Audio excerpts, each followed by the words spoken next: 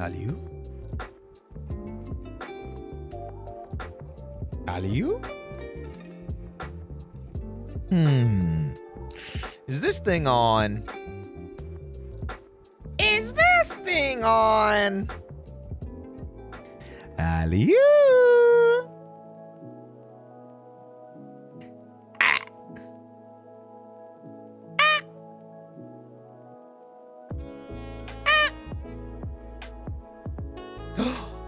It must be on, because I got a bunch of people saying Aliu! Oh my gosh. Oh my gosh. Ah. Okay, we got a bunch of people going. Ah. Bunch of people going. Ah. Welcome in, everybody. Welcome to the stream. My name's Roy. I'll be your bunny host for today. I almost said bunny boy bouncer. What am I, guys? Hold on a second. Hold on. Hold it. Hold on a second here. Bouncing.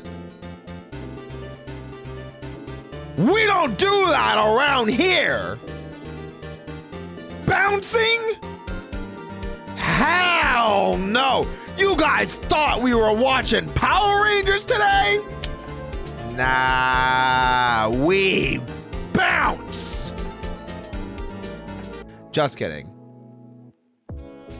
Just kidding. We're watching Power Rangers today. Guys, welcome in. My name is Roy. I'll be your bunny host for today. I specialize in voice acting. I do a bunch of collaborative games with my friends. More importantly, we are finishing up the definitive, complete, ultra Street Fighter Champion Rainbow Turbo Super Edition Iceberg when it comes to Power Rangers. Yeah. Apple King, that's me. That's me. You a bouncer? Excuse me? Hey. With these muscles? I'll bounce you right out the door. You better watch out. Better watch out. Watch the freak out. Just saying. Guys, welcome to the stream. I hope you're all doing, as they say, more phenomenal today. Hi, guys. Let me say hello to everybody. Guys, if you want your own personalized hello, in the words of my friend Porcelain Maid Joel, don't be shy. Feel free to say hi. It'll be great. After I change this song, this sounds so depressing. Get out of here. Actually, wait. Let's just go with this. There we go. Let's get the jazz going. SM Kennedy, hello. Lady Luna, aliu. Hi, Betsy. Oh, wait. Did some of the first couples not show up? There we go. Nezuko, Crab Jail. We've also got Tired Kitsu. We've got Luna. We've got Dane Hansen. Ohio, SD, Troy Miller, Zuko, Poet Liver, Jimmy, Mecha Gorgina, Fricks, This Ain't Slick, Jungos, oh my gosh, hi, oh my gosh, hi, Jungos, oh my gosh, hi, oh my gosh, hi, Jungos, Fricks, thank you for the 7 million months, I appreciate you, thank you, thank you. We've also got Cat, we've got Anti-App, Anti-app. Anti what now? Hold on a second. Hold on. Anti-apple. I'm gonna be anti-apple, but I love apples. Anyway, Narina. We've also got Lime Starred Skies. Thanks for the follow. Welcome in. Perfect timing. I just finished the first stream of this video. Hey, there we go. Perfect. There we go. Nightless Kingdom. We've also got Joyly. Nightless Kingdom. Thank you for the 75 bits. Hi. Hi. Konnichiwa. Konbanwa. Bienvenidos. Bienvenidos a mi stream. Vamos a hacer el video de Power Rangers. Yes, that guy, Phil, Hellwolf, Foxtails, Saturn Star, Cisco, R, Ditherian. We've got Zawaldo, We've got Rain, Common Rider, Angle, Gooby Goober, that sounds like me, Kendo Plays. We've also got, I've definitely missed a couple because chat just auto-refreshed for me. We've also got, it looks like, Crystal Fangs. We've also got Jovu, Remote Error, Silly Cosmic, Maddie. Is that it? Did I catch up? And Candace. Oh, I did it. Guys, are you proud of me? Guys, are you proud of me? Eats an apple? Excuse me. Apple. That's my job.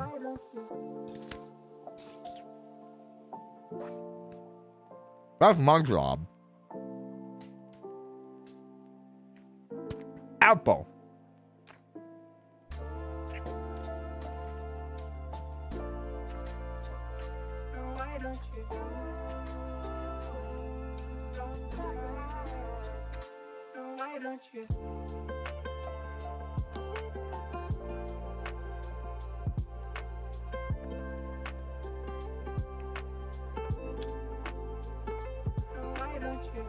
Apple. What's up, V Stage? Welcome in. Hey, boss. I hope the apple was good. We just took the first bite.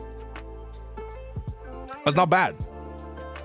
It's not bad. Can we order coffee yet? Yeah, but it's gonna be twice as expensive as last stream. I'm talking like a bajillion gifts. Hey, Demon Raquan. Welcome in. I hope you're doing amazing. I hope you're kicking butt today. Watching you as drawing Power Rangers as shown in Jump anime crossovers. Whoa, that sounds awesome. You should draw me as a Power Ranger. I'm just saying. I would look amazing. 10 gifted subs for one small cup. True. One shot of espresso, 15 subs. I don't make the rules. I just make the rules, you know? Can I just throw you my card at some point? I mean, I could open a tab for you, but you gotta pay it by the end of the stream. I'm just saying. Is the apple Granny Smith? No, it's Honeycrisp. Guys. We've been over this. Honeycrisp is my favorite kind of apple. Or the Bunny Ranger Genius, damn right. Try the Power Ranger, yeah. Which color and which Ranger? Ooh. I always go MMPR Black because I've cosplayed that. Gold Zeo I've also cosplayed, but MMPR Black is still my favorite. Though I think it's funny if people would make me as MMPR Pink because I like pink. But MMPR Black is like my default go-to, you know? Johnny Young Bosch, you know? Johnny Young Bosch! Adam Park. It's my favorite. Autocorrect, I meant to say drawing you as a Power Ranger. Well, that's Pog. Hey, thanks. Now imagine this, a crisp granny. Mods. Ban Belmore, thank you. I appreciate it. Cosmic Crisp. I can't say I've ever had a Cosmic Crisp. What the frick? Who threw that? One coffee, please. I guess we could get you one. Thank you for the 100 bits. Thanks, Nightless Kingdom. I guess. If that is your real name. My goodness gracious. Guys, in case you didn't know, we are reacting to a Power Rangers video today. Hey, Cabalo17, thank you so much for follow. We are reacting to a Power Rangers video today that we started last time. We started it, I think, roughly 2 weeks ago. It is called, let me pull it up. Hold on, I have it saved. Watch later. The complete definitive Power Rangers Iceberg explained, parentheses, super cut plus lost layer, close parentheses. There we go. Yeah. What's up, goddess? Roy, are you okay, bunny boy? I don't know, guys. I don't think I'm gonna be able to last it. The only thing that could possibly save me is if you subscribe to me on twitch.tv/Roy Chiato and start a hype. Oh my gosh, I hope you guys are doing amazing. Cosmic Crisp are like Honey Crisp. They're really good, but kind of expensive. Kind of expensive? Out of here. I can't wait for the Ninja Storm review. It is unfortunately going to be a while for that still. We are probably going to try it before the end of the month. I'm definitely going to try my best. I can promise you that Ninja Storm is being talked about in the background. As soon as everybody is safe, available, and we're all able to sit down together. However, in that mindset, hey, thank you so much for the 2 months. I appreciate you. In that mindset, we do actually have a video planned for next week where we are indoctrinating someone new into Power Rangers. And I might make this a regular theme because Joel mentioned it this past Tuesday, 2 days ago, that he wouldn't mind potentially sitting down one day and having me blab to him about Power Rangers. Now, I don't know how long he'll let me blab to him about Power Rangers, but I sure as hell will take him by the ruffles, sit him down, serve him a nice piping hot cup of coffee, and sorry, what was I doing again? My mind went like to the gutter. Anyway, we're gonna indoctrinate him into the Power Rangers cult. Yeah, one of us. Yeah, one of us. One of us. We gotta restart the Connor videos over again. We're not starting. Well, okay. We are starting them over again, but we are not going to stop doing the ones that we are planned on doing next. Is the best way I can put it. That's the best way I can put it. So we will do Ninja Storm, and it won't be like, oh my God, 7 months before we do another Connor video, before we do Ninja Storm. But we are probably going to do a new Connor video, or a new Connor video start with more people. And that is something that I want to do this year because I want to introduce more people into Power Rangers. Because ultimately, and I've talked about this a few times, stop it! 100 bits! Does this mean we're gonna watch Connor's video on Mighty Morphin Power Rangers again for the 5th time? It's only for like the 4th time. Okay. Yeah, because we didn't watch it with Fred. So we watched it with Poseidon, we watched it with Zeus and Kane, and we watched it with just Kane. That's 4. Wait, it would be the 4th time. Yes. Yeah, because Hades doesn't want to watch it because she doesn't like Power Rangers, which breaks my heart because, you know, she just hates me.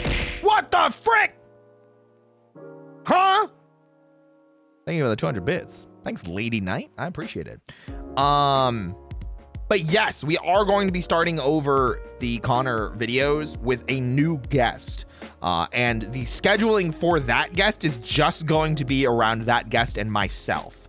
And Kane and Zeus will jump in when they are available, but we will not be forcing the strict scheduling that we've had for Kane, Zeus, and I, because Kane, Zeus, and I are doing our thing. But new person, it's just me and that new person. Then if Kane and Zeus can come in as well, obviously we want them there when they can be, which will be great. So, but now stop it, I'm trying to talk!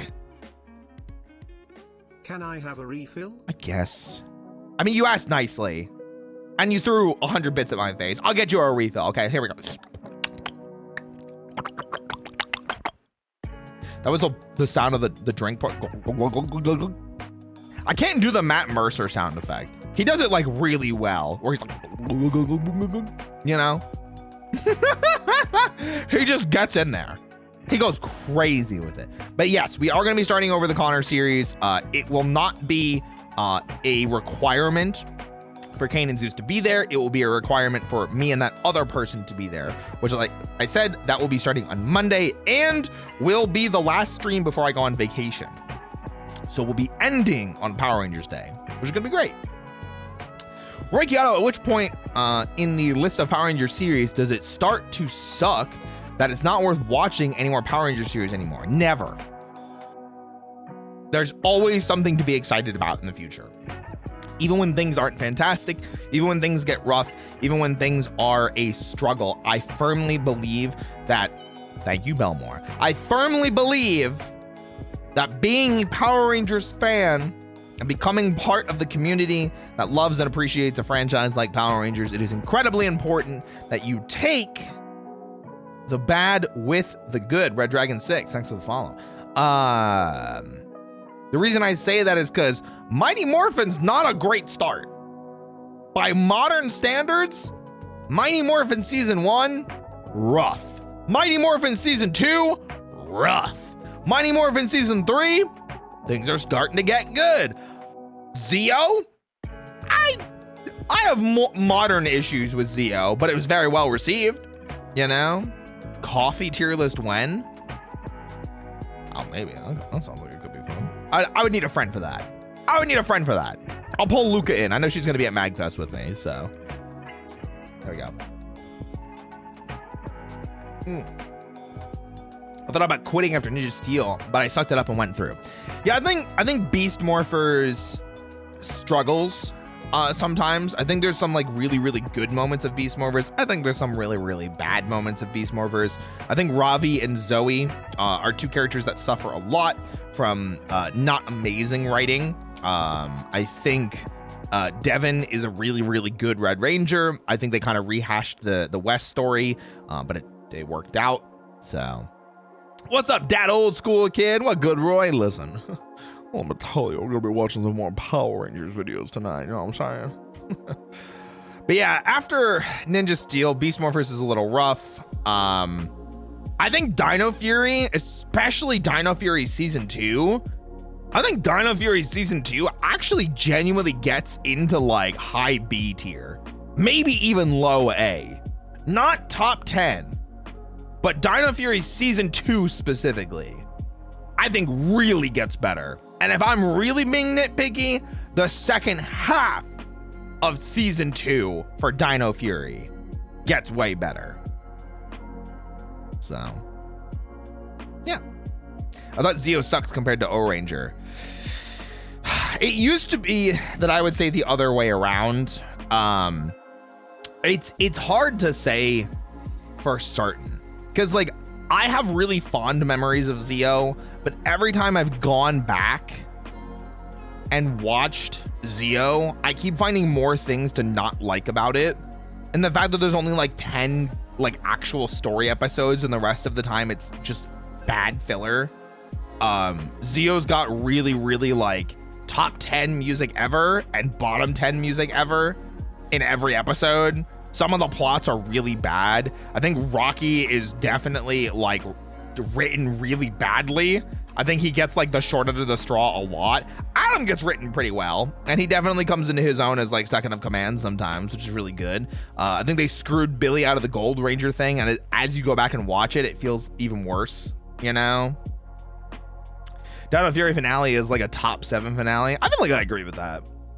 I thought a crossover with RPM and Beast Morphers would be something since it was mostly about virus villains. I'm actually shocked they didn't do that. Because like we didn't get, like what did we get for Beast Morphers? We got the Dino crossover. And the only reason we got that was because there was Sentai footage for it. So we probably didn't get the RPM crossover because there was no Sentai footage for it. And it was Hasbro's first season. So they didn't want to break the bank. You know? I really wish that David Yost would have been the Gold Ranger. Me too. Or at least that David Yost was the Phantom Ranger. According to the showrunners, that's what they were writing it as. That was going to be Billy. You know? Quick question, is Dino Fury the one with the dino guns? No, that is Dino Charge. I do see Zach also said that as well. That is based on Kyoryuger, where they would spin around while the dance, do a dance while the gun was making like samba music. So it was pretty cool. Most of the Power Ranger scenes are Sentai footage. Yeah, but I'm saying like it's hard to make original in-suit footage, you know, especially for the American show. The Fury that is Dino Charge. Funnest transformation? Ooh. RPM's got some really good ones. Like when Summer's in her dress and like the wedding dress and she's like, ready! And everyone's like, oh wait. And like they take like 5 seconds to pull out their morphers. I think that was really funny. That's a good one. I believe Megaforce and Super Megaforce suck compared to their Japanese counterparts because both the American counterparts are so short. I've heard Glow Sager, which was the counterpart to Megaforce, is still pretty rough around the edges and not super great. But obviously Gokaiger is, like, I feel like if you even remotely know about Power Rangers, you probably know about Gokaiger. And you've probably had someone ram down your throat that Super Megaforce was so bad comparatively to Gokaiger. But Gokaiger is what, 13 years old now? I feel my bones turn to dust, dude. Gokaiger is getting old. But you know what's not getting old? Outball.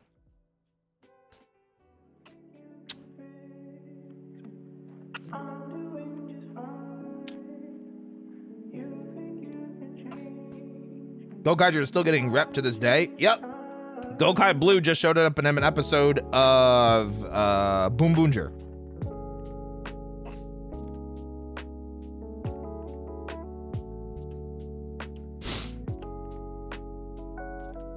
Most Super Sentai anniversary seasons are good. I mean, I guess. But like, you'd think. Hard Zenkaiger was like a little rough. You know? It was like 9 or 10 when Super Megaforce came out. I'm 20 now. I'm gonna throw up. There's only one thing worse than a child Power Rangers fan. Or only one thing worse than a Power Rangers fan. A child. No, I'm kidding.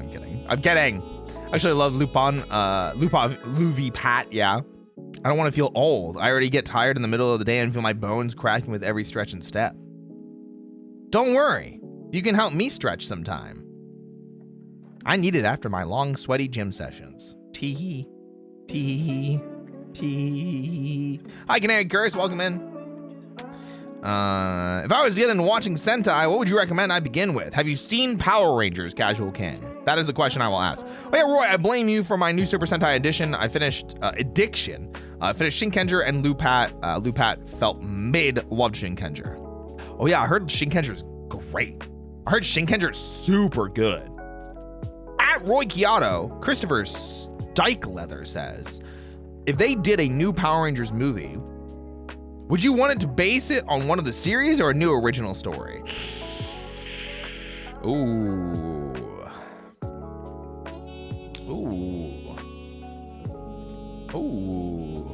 I think pieces of both have the spirit of the original, kind of like, ironically, kind of what the 2017 movie did, where like it feels like it has the bones of the original, but then tell your own story from that.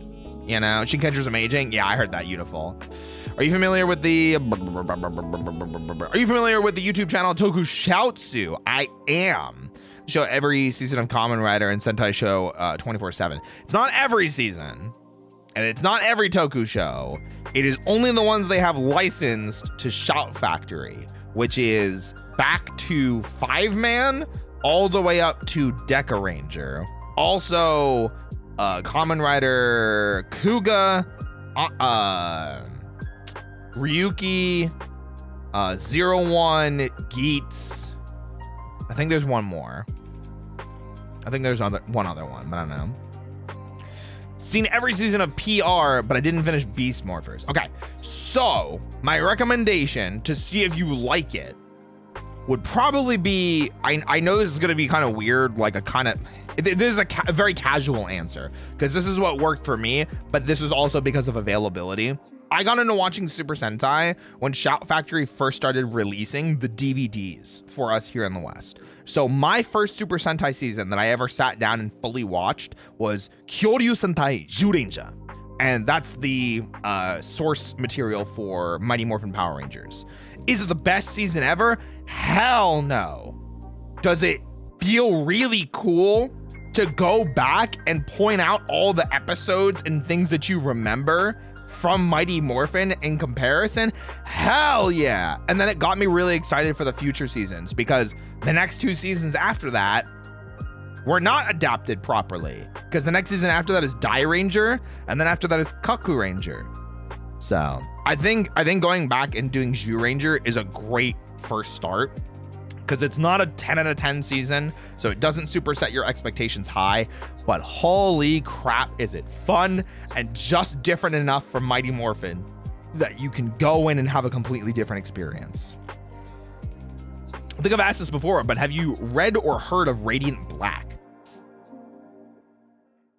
That's not Black Sun, like Kamen Rider Black, right? If not, then no. Sorry. Do you think the Green Rangers are equal to the Red Rangers in terms of strength? It depends on the season. I mean, like Mighty Morphin, yeah. Because, you know, that's just what it is, you know? That's what it is.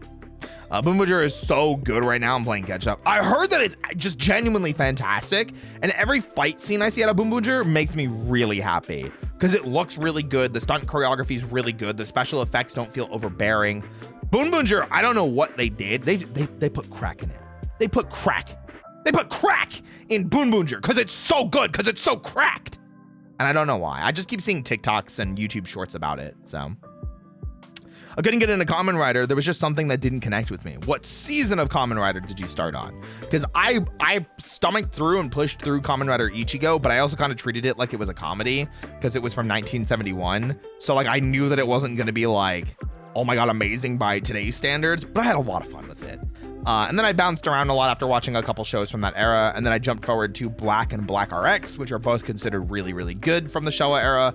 And then immediately go into Kuga, and Kuga is... oh my God. You watch Kuga's Blu-ray, which you can get in the West. The Kuga Blu-rays are so pretty because that show was shot at 1080, 60 frames a second, and it shows when you watch it. It is wild. Wild. If they had a chance to tie Ninja Steel and Ninja Storm during the production, do you think that could have that would have crippled it with how different they are? No, I think it would have helped it. I think it would have helped give it a Power Rangers identity and help it slide into relating to other seasons rather than relying so hard on the whole interdimensional BS that they tried to do with Dimensions in Danger and the Blue Ranger crossover. I think Ninja Steel struggled a lot, and having a mentor group like the Ninja Storm Wind Rangers, so Shane, Tori, and Dustin, I think it would have been a slam dunk. Would have made the show way better. Recently been watching Time Ranger. So far, it's been an excellent show to watch. Yeah, Time Ranger is just as good as Time Force. The endings are a little different, but like it's almost the same exact plot, but done literally just as well. So I wish the Power Rangers Readers Rewind creates a new timeline like the Star Trek reboot, leading to proper adaptations of Die Ranger, Kaku Ranger, Goseiger, and Gokaiger. That'd be dope. I mean, pretty pognificent. Yeah, pretty pognificent. Guys, I gotta scroll. If I didn't answer your question, I apologize. I gotta catch up with chat where we are. What's up, Dandy Basil? What's up, Curious? Kuga's one hell of a way to start the Heisei era. I really liked it. Kuga is my current favorite season. Kuga made me feel things. Yeah. It's pretty dope. Yeah, I heard Boom Booger is really good.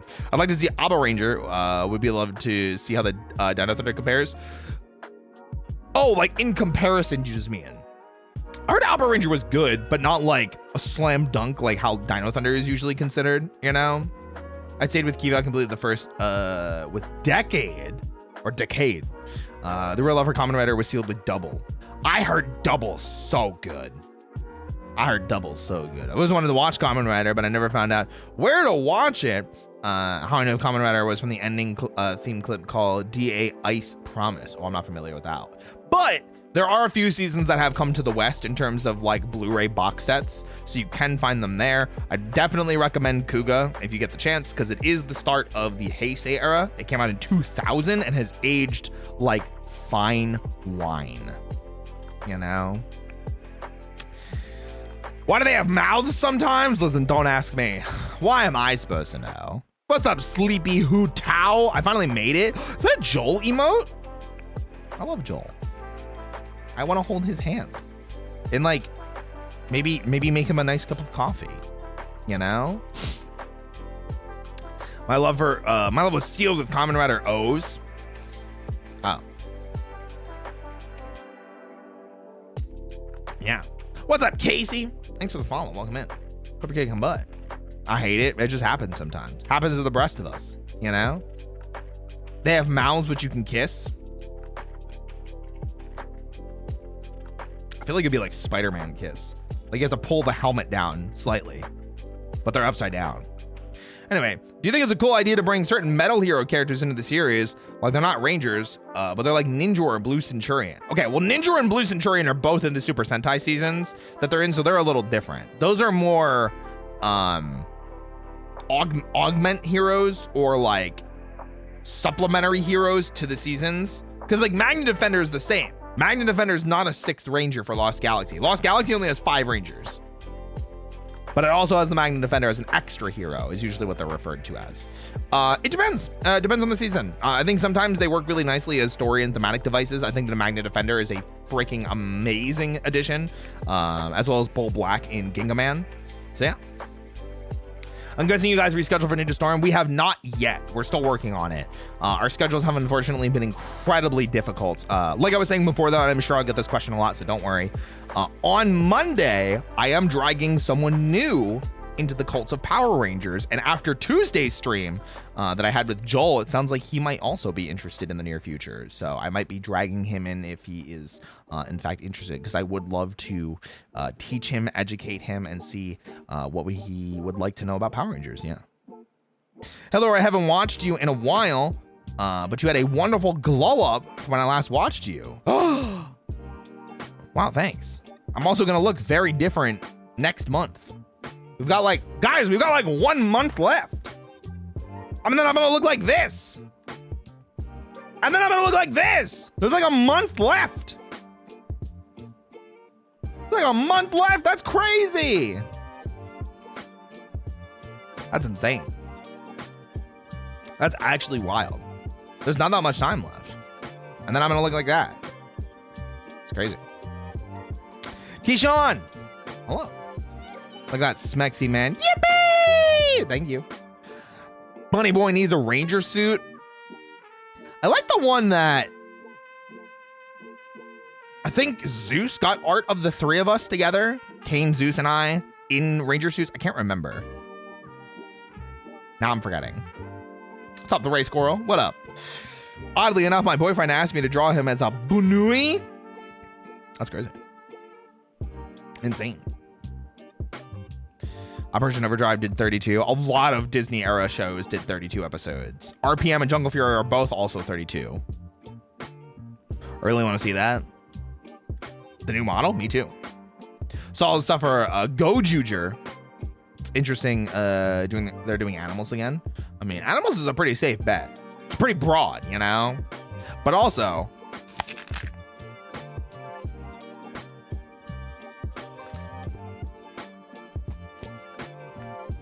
Apple.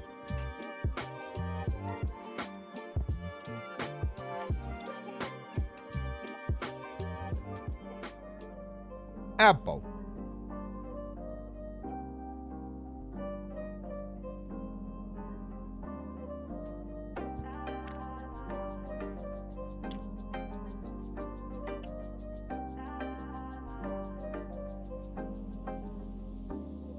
Perfect. That's a good apple. I'm really enjoying this apple. I'm not gonna lie. It's pretty good. What's the new Sentai theme? It's like #1 Sentai Gojuger. I think the idea is supposed to be like they're competing with each other to become like the #1 hero. At least if early press reports were correct. And they're animals. Yeah. Kuga and Ryuki are on the YouTube channel for Tokusatsu. Yeah. I've seen both of them. I'm trying to find a place to watch Blade. I'm trying to watch some place to watch Kamen Rider Blade. That's what I'm on. Ow! What the heck? I had these in my back pocket. Here, take it, and have a good night, Duril Pecs. I'm sorry. Did you just say peck pocket?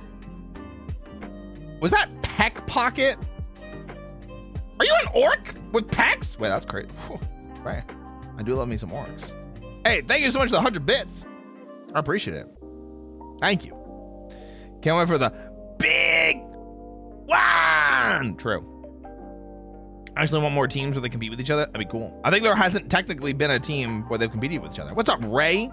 Welcome in. What's up, other Ray? We have 2 Rays? That's crazy. Awesome, Possum! Possum raid. Surrender your garbage. What if, hold on. And hear me out here. Instead of me only offering the garbage, you can still have the garbage. How about you guys come in, I make you a nice cup of coffee, and we all sit down and you listen to me gush about Power Rangers for a couple hours. How does that sound? Does that sound good? Welcome in, everybody. My name is Roy. I'll be your bunny host for today. I specialize in voice acting, and I do a bunch of collaborative casts with my friends, but more importantly, tonight we are finishing up a reaction video that we started a few weeks ago, where we were reacting to the Ultimate Iceberg Power Rangers video. We've got like an hour of it left, which probably means we've got like 2 hours of it, because I'm going to be pausing it a lot to talk. So, yeah. But what gen of Power Rangers? Yes. The video covers all of it. It's just the iceberg of every Power Rangers, like the Power Rangers franchise. You know? I specialize in Power Rangers. I mean, I do know a lot about Power Rangers. I do. I just don't want it to be my entire brand. You know? So I do other things too. I'm down for it. I gush about Elder Scrolls lore on an ADHD hyper-focused tangent for 2 hours. I'm ready for a Power Rangers hyper-focused tangent. Let's go. Let's go. I hope you had a great stream too. Thanks for bringing everybody over. What were you up to tonight? Big love. Big love. Yeah. Poseidon was saying she would love to join Mystic Force watch along. If we get to Mystic Force and Poseidon wants to like join back for like just watching it, I'd love to bring Poseidon back. I just didn't think she was super interested like the last time that we had watched it. I also didn't want to keep like stealing her. Zeus on the other hand was like, I'm in, and of course like Kane was already there because like I'm making Kane do it regardless. You know, sometimes I don't want to force people, you know. That's like Hades didn't want to be involved in it, so I was like, all right, cool, no problem. I did. We had a cozy night of Helldivers too, since it was a rough day fighting for democracy's cozy. Oh, I feel that. Hey, I hope you're doing better now. Hey, hope the democracy spreading went well. And hey, you know what? This one's for you.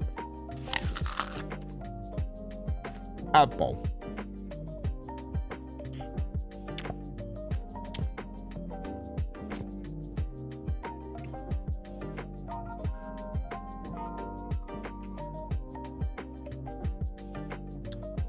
Hi, Grabbles. Hi, Real Shibit. Hi, Kotaro. Hello. What's up, Tiptoe? Oh, Tippo time, not Tiptoe time. Tippo time. I saw somebody else ask, do you remember VR Troopers? VR. We are VR. Troopers 3. Virtual reality. I never finished the show, but damn right do I remember it. Ran a little late, but good thing I haven't missed anything big yet. Yeah, we've just been talking. We've been vibing. Trust me, I know about VR Troopers. I know of it. I know of its backstory. I know of its inception. I know of Metalder. Whatever. Imagine getting a name wrong. That's crazy. Could not be me. I've never gotten a name. You know what? If I ever got your name right or your name wrong, you'll forgive me, right? I'm too pretty. You'll forgive me, right? I'm too pretty to not forgive, right? Right? Oh my gosh. Hey, Ray Greeny. Thank you for the sub. I appreciate you. Thank you. Oh, wait, we have a highlighted message from Remote Error. What do you think is more iconic to Mighty Morphin for the suit design, the helmet or the suit? Ooh, helmet. Absolutely helmet. 100% helmet.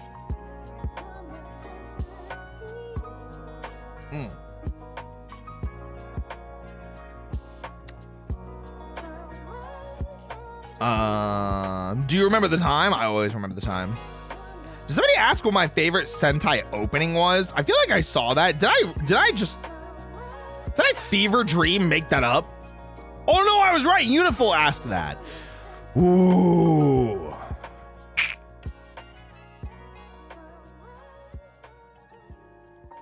Go-Go Fives is really good.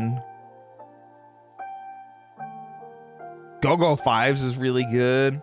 Ma'ateru Yo-Go 5 Ikiteru Yo-Go 5 Zettai ni soko ni dadori tsuku Haidai tai na Taidai kora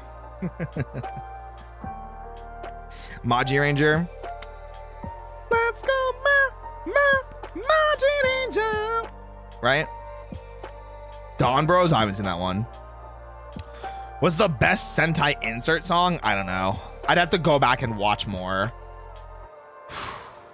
I really like Q Ranger and Shinkenja's opening. Ooh, okay. All the Power Rangers always look gay. Good. Good thing I like men. I like women and bees too, but like, good thing I like men and monsters, I guess. So yeah, I'm just winning. Kuga's theme is clearly the best. I'm trying to remember how it went. Hold on, let me look up the lyrics. I definitely remember this. Kuga opening lyrics.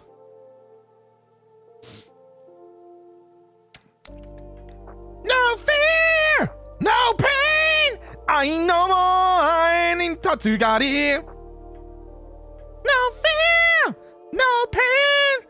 Also, where mono nani no nai. Kanzen dokuso. Orore ga koete yaru. Chōhenshin Kamen Rider Kuga. I think that's how it went. I'm pretty sure that's how it went. Pretty sure. Thank God Aoya isn't here to hear me badly singing in Japanese. Thank goodness. If Aoya was here, I would just die of embarrassment. By the way, nice to meet you. My Japanese name in English is J. Kobe. Or is it Jacob? J. Kobe. Hi. Monster ever? Me too, but I like my men skinny and scrawny. Oh, it's not me. My bad. I'm literally bulking up in the gym. Well, getting muscle in the gym. Not really bulking up. I'm losing. Back Ohio, welcome. Can I give up with the whole autocorrect thing? It happens.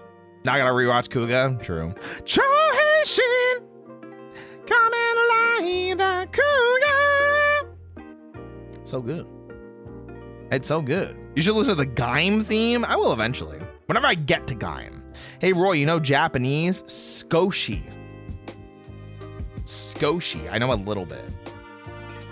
Not really.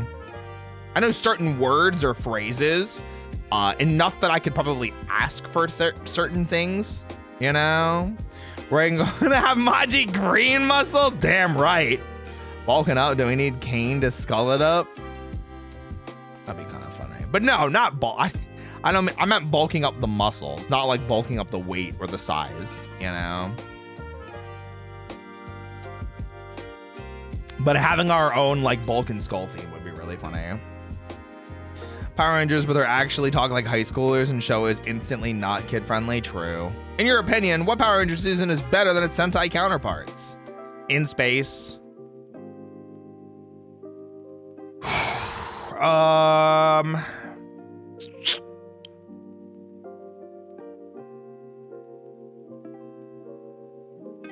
Zeo is like, Zeo's weird. I used to say Zeo a lot, but I for some reason have like a really soft spot for O-Ranger. I don't know why. Cause like, go back and watch Zeo. Zeo has not aged well. In Space is like the easy #1 answer. There's some bits of Mighty Morphin I like better than Zyuranger, but like not a ton.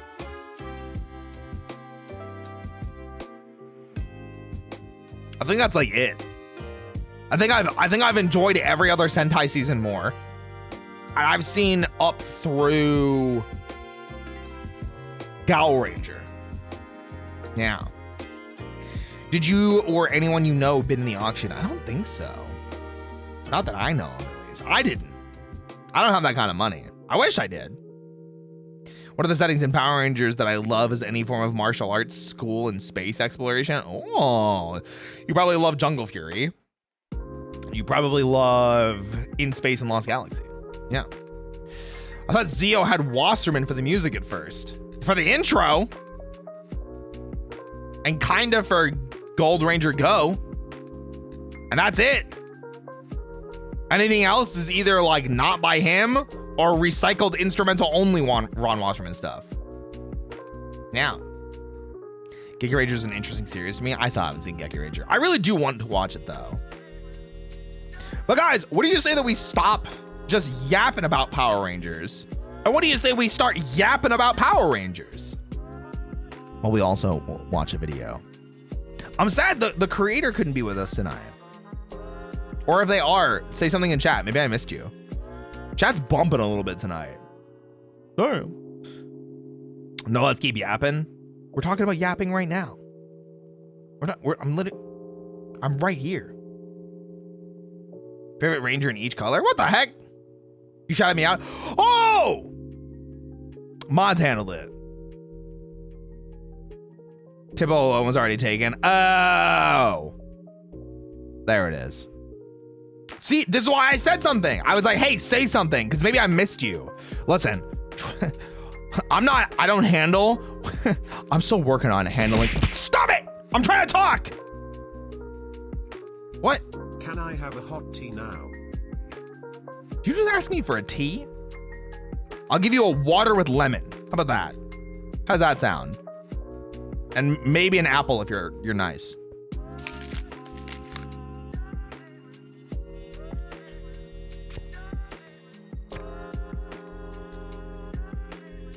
Apple.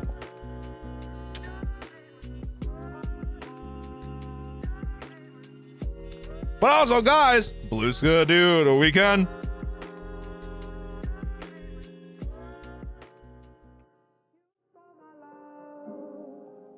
But I forgive you. I give into you. Yippee!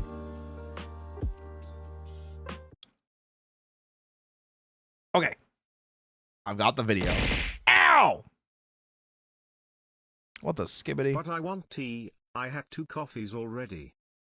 Well, you can have another tea or another coffee. What the heck? The Lion, the Witch, the audacity of this viewer. Apple crisp sounds so good right now. I mean, I do have a honey crisp. How about we go one more bite and then I'll start the video. Chippo, how does that sound? Hey, fun game, by the way. There's a subtle detail throughout the video. Let's see if you pick it up. Subtle detail? What does that mean? What does that mean? What is that? What do you mean by that? What the heck? Tea, please. Fine. You can have a cup of tea. But it's chai tea, because chai tea is my favorite. Or just chai. Chai if you're not American and cultured. Unless you know when it ends. Okay. Before we start that then, let me just... One more time. One more time for the road.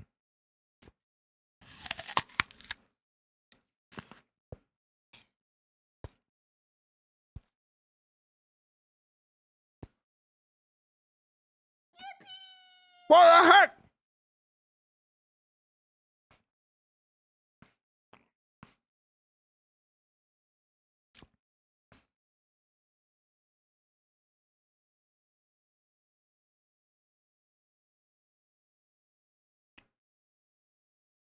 I can never get over the chai bit and Into the Spider-Verse movie. I can, because I had a short come out where I talked about chai tea, and I said that. And it was like, it came out like 3 months before the movie came out. And people retroactively went back and made fun of me. And I'm like, you mother... You literally wouldn't have made this joke if it wasn't for this movie. Go get some original jokes. Gosh. It's freaking ridiculous. Okay, guys, here we go. Let's dive in. Superheroes on Fox. On Fox! Starting with America's #1 super warriors, the Mighty Morphin Power Wait. Rangers on Fox. Monsters are clobbering. Stop! Stop! Okay, there we go. Guys, we're diving back in. We're on layer 6. Layer 6. What main villain in Power Rangers do you think didn't get the credit they deserved? Lothar in Ninja Storm. People think he's like cringy and stupid. I think he's hilarious and actually like a great villain. Genuinely. I loved Lothar. Layer 6. Layer David 6. Yost's departure. Oh no. Why is this layer 6? This is like layer 2. There's like an interview about this. You can go watch the entire interview. Oh man. Why are we starting off with depression? I'm depressed enough as it is. Come on, Tippo. Come on, Tippo. Lothar is both hilarious and genuinely scary at times. I agree. Monsters are clobbering a man in Lego City. That's crazy. Billy was the longest serving member of the original 5 Teenagers with Attitude. He was. It's true. For a while, he had the longest episode run. He started off as Yeah, is the subtle theme depression? a Blue Ranger since Day of the Dumpster, and was the only one to continue into Zeo. However, Billy abruptly left the show to be with his Aquitian girlfriend, and for the better part of 27 years, was never seen on screen again. Ooh. Ooh. Billy left to be with his Aquitian girlfriend. Ooh. Ooh. Yeah. Ooh. This was unfortunately due to David Yost's treatment on set for many years. You even have the interview. How is this layer 6? This is from the interview. I recognize it. All right. He was an openly gay man who was shamed and felt uncomfortable during his production. He would contemplate suicide and his mental health deteriorated greatly. And he would even send himself to gay conversion therapy. But that he only talked made about things it. worse for him. It's actually, if you get the chance, please do go check out this interview. It is very enlightening to what it was like to be a ranger back in the day. And especially, you know, just the things that he went through specifically. As a gay man that was a superhero in the 90s. David would one day just walk off the set and not look back, Yep. causing Billy to be written off the show, and plans for him to be in the Turbo movie and create the Turbo powers to be dropped, which was already being teased in episodes leading up to his departure. He's now more open and comfortable about his sexuality and participates in LGBT support groups. Yep. He would finally return to the franchise in 2023's Once and Always special. Passing of Tui Trent. Why are we starting with depression? Tui Trang passed away in 2001 in a car accident. Oh my god, hold on.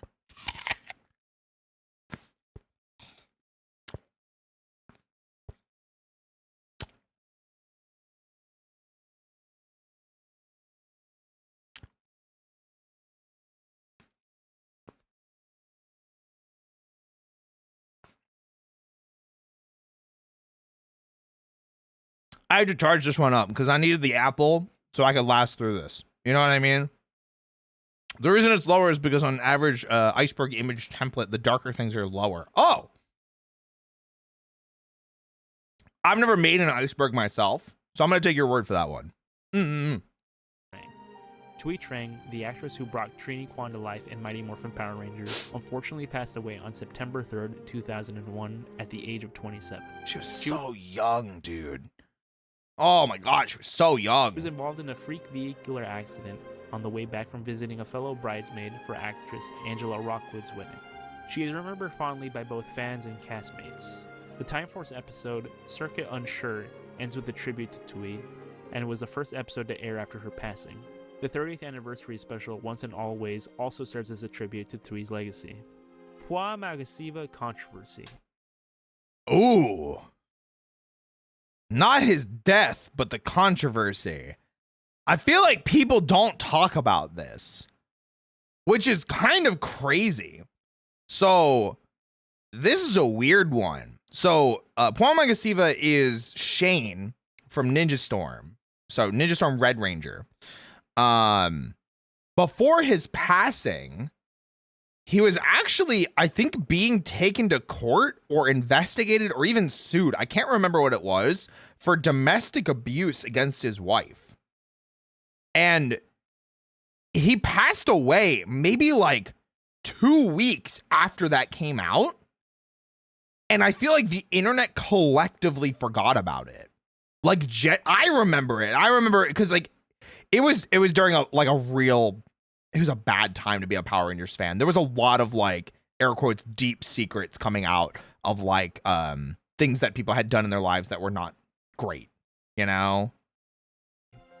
Paul Magasiva was a New Zealand-based actor of Samoan descent who played Shane, the Red Ranger in Ninja Storm. Oh, wait.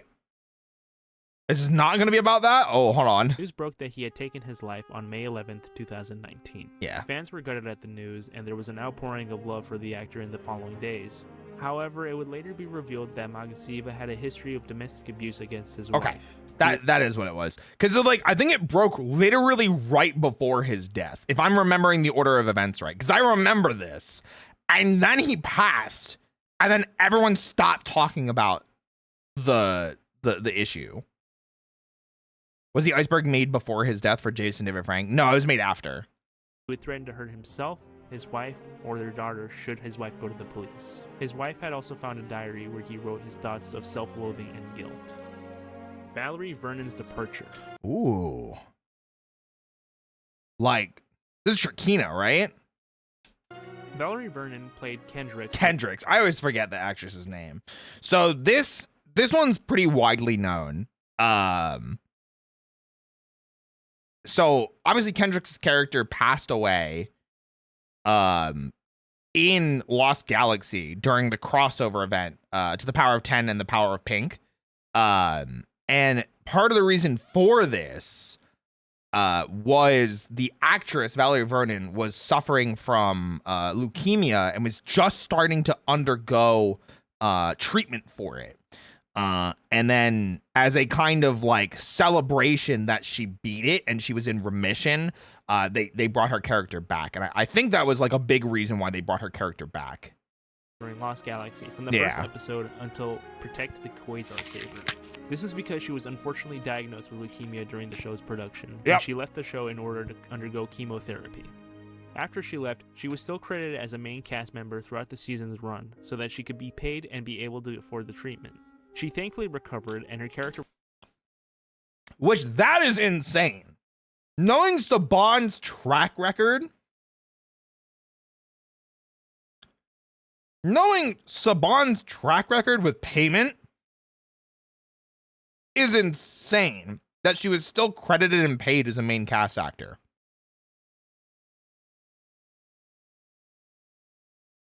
Wild. Well, it was standard for the whole series. Yeah, because then we could have had Cassie's actress as well. Was resurrected in the finale, and she would return for the team up with the Lightspeed Rangers the following year. Yeah, but then not for... What's it called? Not for Super Mega Force's team up. I never understood why they went with Corone instead of Kendricks, because Kendricks came back more as Lost Galaxy Pink. I never quite understood that, but Monica semantics. May OnlyFans. Monica May played... You talking about the Operation Overdrive Yellow Ranger? Z, the Yellow Ranger from SPD. Oh! Wait, I don't think I know about this one. Was recently in a little bit of controversy. Oh! Monica wasn't having a particularly lucrative acting career after Power Rangers, and it only worsened once the COVID-19 pandemic began. Oh? Monica would end up opening an OnlyFans account and saying in an interview, "It was a really difficult decision, but I needed to do something to survive." Many fans of the show were criticized for this decision because it tainted her image, but she did not care for these statements and responded with, "There are ultimately a lot of people who have a problem, but ultimately it's my body and my choice what I do with it. I'm doing what I like."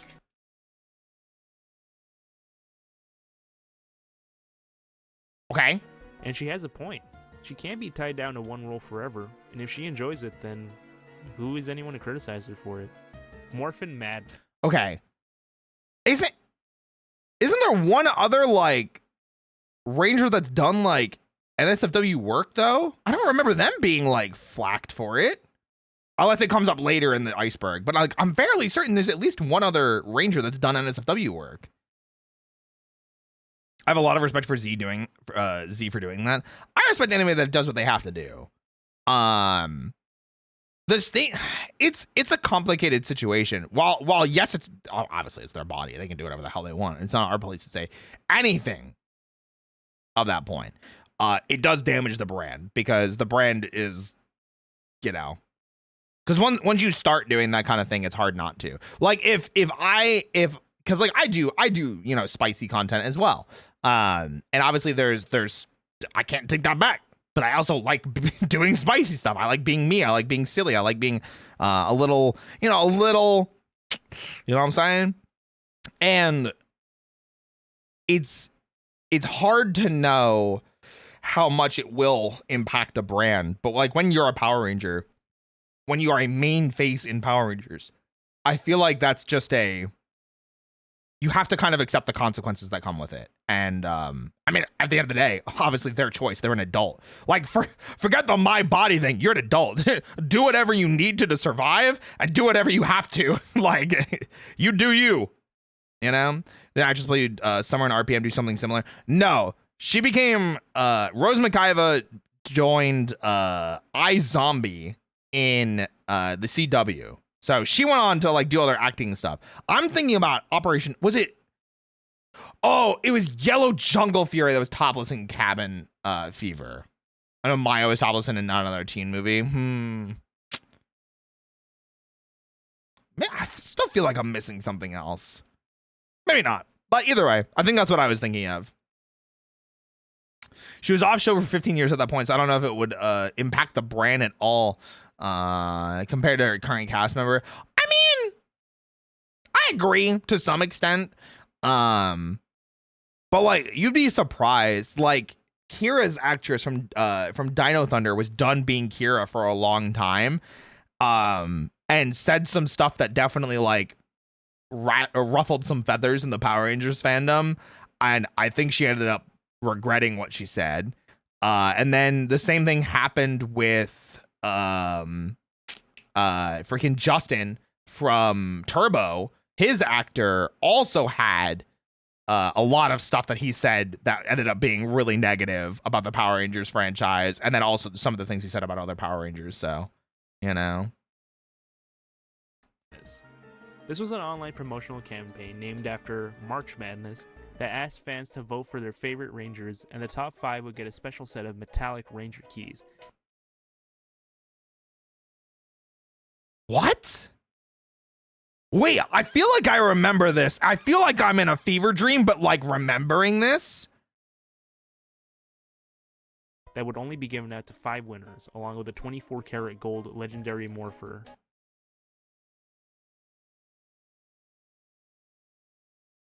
Once you voted, you were automatically entered to win. There was some controversy, however. Yeah? Sometime into the campaign, it was found that some votes were tampered with and had been hacked, but were eventually removed. Another minor controversy was Jason David Frank campaigning online for fans to vote for his Rangers to win. Okay. Who cares? Wait, why is that a bad thing? What's the problem with that? Huh? Who cares?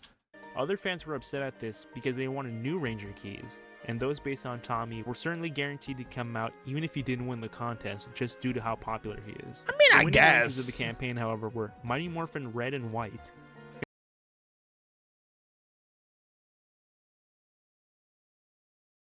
Whoa. What a lineup. Phantom Ranger, Time Force Pink, and Titanium Ranger. Lightspeed Rescue at Universal Studios. What a lineup. That's an interesting list. On May Wait, 27th what is and this? 28th of 2000, The Power Rangers would return to Universal Studios for the first time since their massive show in 1994. Didn't they This have, time, like- It would be the Lightspeed Rangers taking the stage at the Castle Theater to promote the new season and host the world debut of the Titanium Ranger. The Rangers would introduce themselves and put on a show with a Q&A photo session after each show. Even the motorcycles and the Humvee were on display at the park. However, Wait, what happened? Wait, I'm so curious now. Wait, I'm like bated breath. Like, what happened? What's up, Frogger? only a few photos of the event, a press release, and a small feature in the Fox Kids magazine's Fall 2000 issue. That was until I stumbled upon this. We're gonna need that, and I'm gonna show you a day of Power Rangers. Okay. Hi, Michiko-chan! Wait, did this come out recently? Because I feel like I did see this recently. And they're like busting through like paper and everything.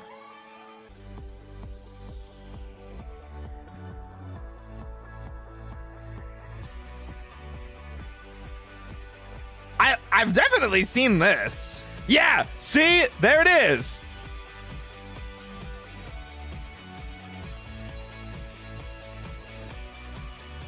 I remember seeing this, probably from Connor's video. Oh, it could be from that.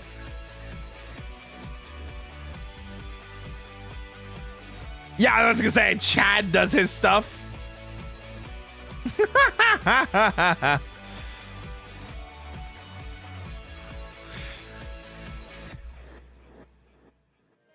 That's pretty cool. That's pretty cool.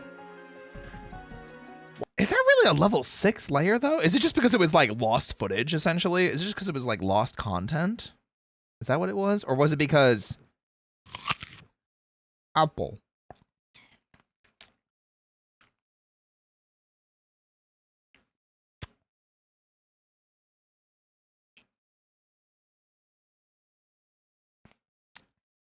We have the amazing 4 O and Chad. Wait, what do you mean O and Chad? Chad was dope. I love Chad and his martial arts. Just Chad. What's wrong with Chad? I like Chad. Thank you, Coco. Apple. I'm glad you understand. Wait, Resident Zanny Auntie. Hold on a second here. Are you anti-Zanny? Do you not like Xander Netherbrand? Do you not like Xander Netherbrand?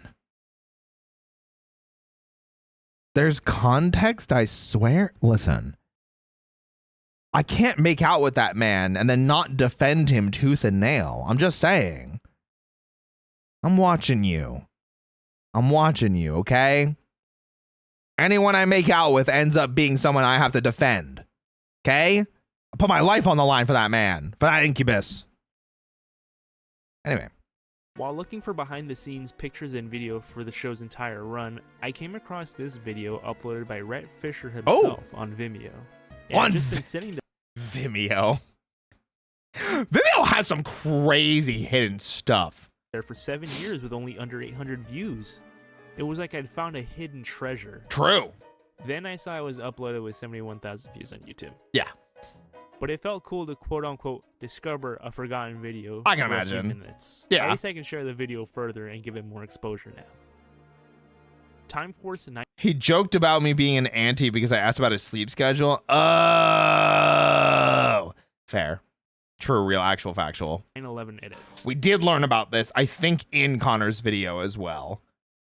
So some of the episodes for Time Force aired during 9/11 because of, you know, when Time Force came out. So they had to real quick edit some of the destructive footage out. Time Force originally ran from February 3rd to November 17th, 2001. That it did. During its run, the World Trade Center attacks on September 11th occurred and caused a ripple, and not just in the show, but the entertainment industry as a whole. Episodes aired after had to be edited, but also previous episodes for reruns were edited. This included showing less buildings being destroyed and less civilians in danger. Rancic Libs had a scene with Rancic hijacking a broadcast and giving a terrorist-like speech to Silver Hills. I do remember that being talked about as well. I wonder if that's in the final cut. That's in the DVD. Does anyone know? This would be edited by just playing the show's theme over most of the speech.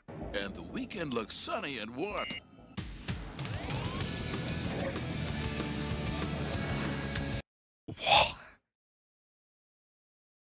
What?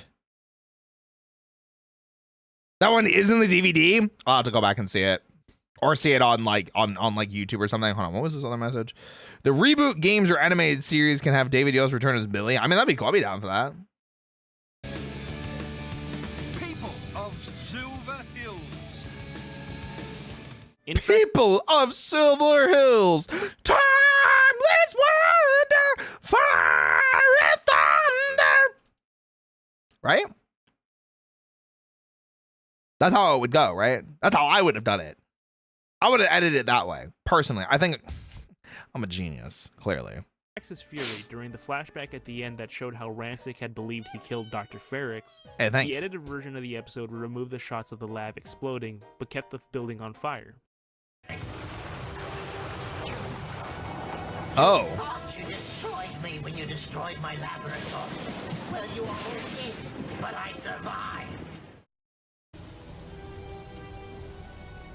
You thought you destroyed me. I mean, it's pretty much the same imagery. I'm gonna be real. It's pretty much the same imagery. That's such a minor edit. When you destroyed my laboratory. Well, you almost did, but I survived. He There are many other survived. edits throughout the show's run, some more subtle than others, but you can easily find videos that compare clips of the episodes from Yeah, it's still the same shot. It's just no explosion. different sources, including VHS releases, DVD releases, Netflix, and the original broadcasts. I'm sure. Hurricane Charlie interruption. There's got to be a broadcast interruption somewhere in there, right? Wait, Hurricane Charlie? I'm gonna be unfamiliar with this one. Well, during the Regale airing me. of the episode A Star is Torn from Dino Thunder, the broadcast was interrupted by a special report about Hurricane Charlie. Charlie, if you didn't know, was a Category 4 hurricane that hit Florida and was also one of the strongest hurricanes to ever hit the United States. Whoa. I don't think I remember that. I was probably living in Jersey at the time, so I probably just didn't know. Yeah. The total body count of 35. Ju-3. That's it? Just the broadcast got interrupted? Okay. Ju-3 was a concept that would have had Toei film all new Zord footage Oh, Mighty yeah. Morphin when Ju-2 footage would have run out. It was proposed, but like didn't really go through, and it's why we have like Ju 2.5, which is like the combined footage of like leftover Ju 2 footage spliced into like stuff with the Thunder Zords, kinda, you know? My parents took me outside in the eye of the store and showed me the destruction a hurricane can cause because I was 5. That's crazy. Early concept art for these new Zords were created and show redesigned Dino Zords. God, they look so cool. Can you imagine? Can you imagine? Can you imagine if we got these? How nuts this would have been? This is some American looking, like, wild stuff here. In a good way. That looks awesome. I agree. that could combine with a newly redesigned Tiger Zord, who could either combine with the Zords themselves or become a gun for the Megazord a la Transformers Target Masters.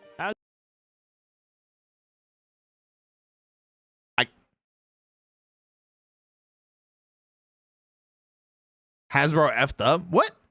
This was Saban. This was back in the day. This was Saban back in the day. As we know now, we didn't get that and instead imported the Die Ranger mecha wholesale and left the Dinozords behind. We would eventually get a Tiger Zord that combined with the Dinozords though, with the Legacy Line's releases using Zord. Oh yeah. I remember doing this until the Thunder Zords came out. Power Rangers Origins.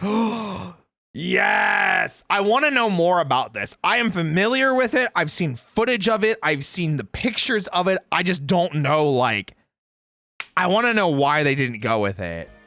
This was a movie in development at Zag Animation Studios. Yeah. The same animation studio behind Miraculous Ladybug. Which ended up being a huge cult hit. The film would have been a modernized reimagining of the Mighty Morphin Rangers with a minimal redesign but a completely new Megazord. Bro, it looked The so film's existence was good. unknown until a concept trailer was leaked online. Some doubted its authenticity until Samj Animation, a frequent collaborator with Zag, added Power Rangers 3D to a timeline of projects on its website. Yup. Later, during Licensing Expo 2015, during a trailer for Miraculous Ladybug, a character poster featuring the Blue Ranger appeared in the Yeah, and then stuff like this started showing up a lot more. I think there's one of the yellow and black as well. And then there's actual footage. If you guys get the chance, look up Power Rangers Origins Megazord, and you can see, which is great. It actually looks really good. Way better than the Megazord that we got in the 2017 Power Rangers live action movie. background of a shot. The movie would be put on hold, presumably to focus on the 2017 live action.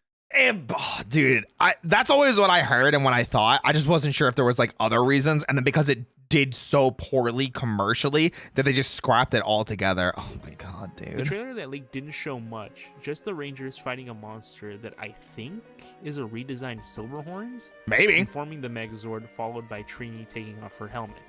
There used to be a 1080p quality version of this trailer, however it was taken down, and all that exists is a lower quality version nowadays. Bro, it's so hard to find anything about it, but the animation is clean. It looks cool. They look like teenagers. Like, I would have loved this. And the suits are like slightly redesigned with like a modern feel. Oh my god. We were robbed. We were robbed. This might be one of the biggest robbings in Power Rangers history. I'm just saying.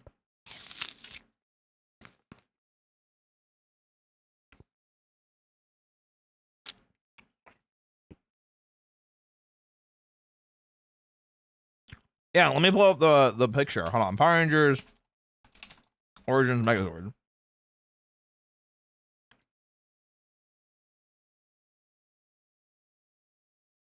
The Megazord looks so cool.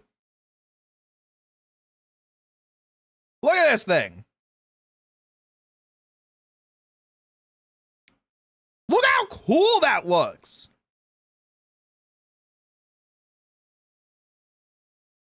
Look how dope that looks. It's colorful. You still get feelings of like, that's the T-Rex head there. Those are the Mastodon arms. Those are wings from the pterodactyl. Bro, and you can see like the partial redesign that they only have one diamond in the middle of the chest. And then the colors are with the Rangers the rest of the time. And then they have colors on the shoulders as well. Like the white on the shoulders. Bro, it looks so like... The suit slight redesign looks great. The Megazord looked great. The animation looked great. We got robbed. We got robbed.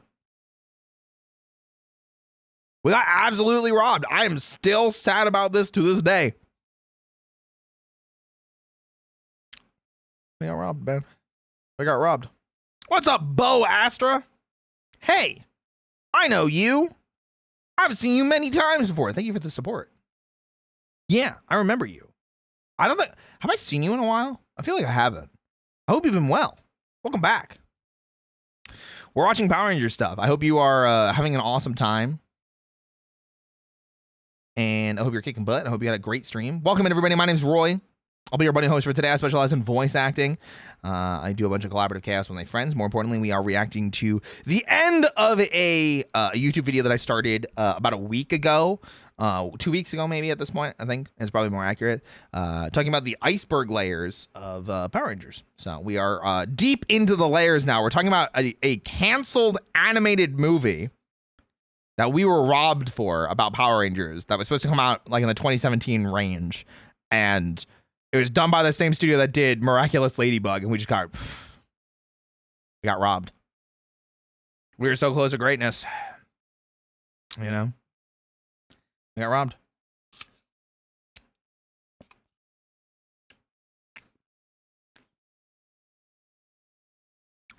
Maybe we weren't robbed. Extrapolate. Expand. Go on. Ayo, Power Rangers. Yeah, and we've got another stream on Monday where I'm going to be introducing a new friend to the first Connor video as well. Yeah. All right. My apple is finished. So we can just continue now. Did you not see my previous messages? No, I did not. Chat is, you got to remember, I'm seeing both Twitch and YouTube chat. Bro, really forgot how to say explain? No, I just wanted to use other words. Apple devoured, true. Ah, true. Anyway, let's continue. Yo. I immediately heard that Mortal Kombat. Johnny Cage was a Power Ranger? Wait, hold on a second.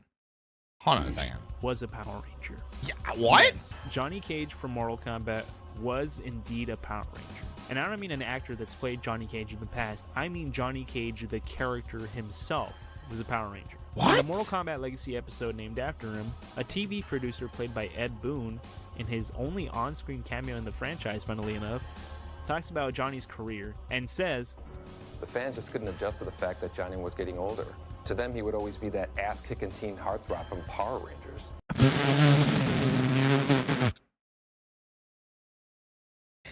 That's such a throwaway line. No. No. That's such a that's I mean, it's funny. That's such a throwaway line though. Oh my god. He was totally Rocky. I could see that. Nerd. Michaela, you want to fight? I'll take you out. Suplex City. Destruction. so yeah, not only was he Ninja Mime, but even a Power Ranger. Listen, Ninja Mime goes hard, okay? I'm just saying. Fight me on my way. Get your lips locked and loaded. I'm mega spicy today. Ooh. I do like spice. We spice? You spice?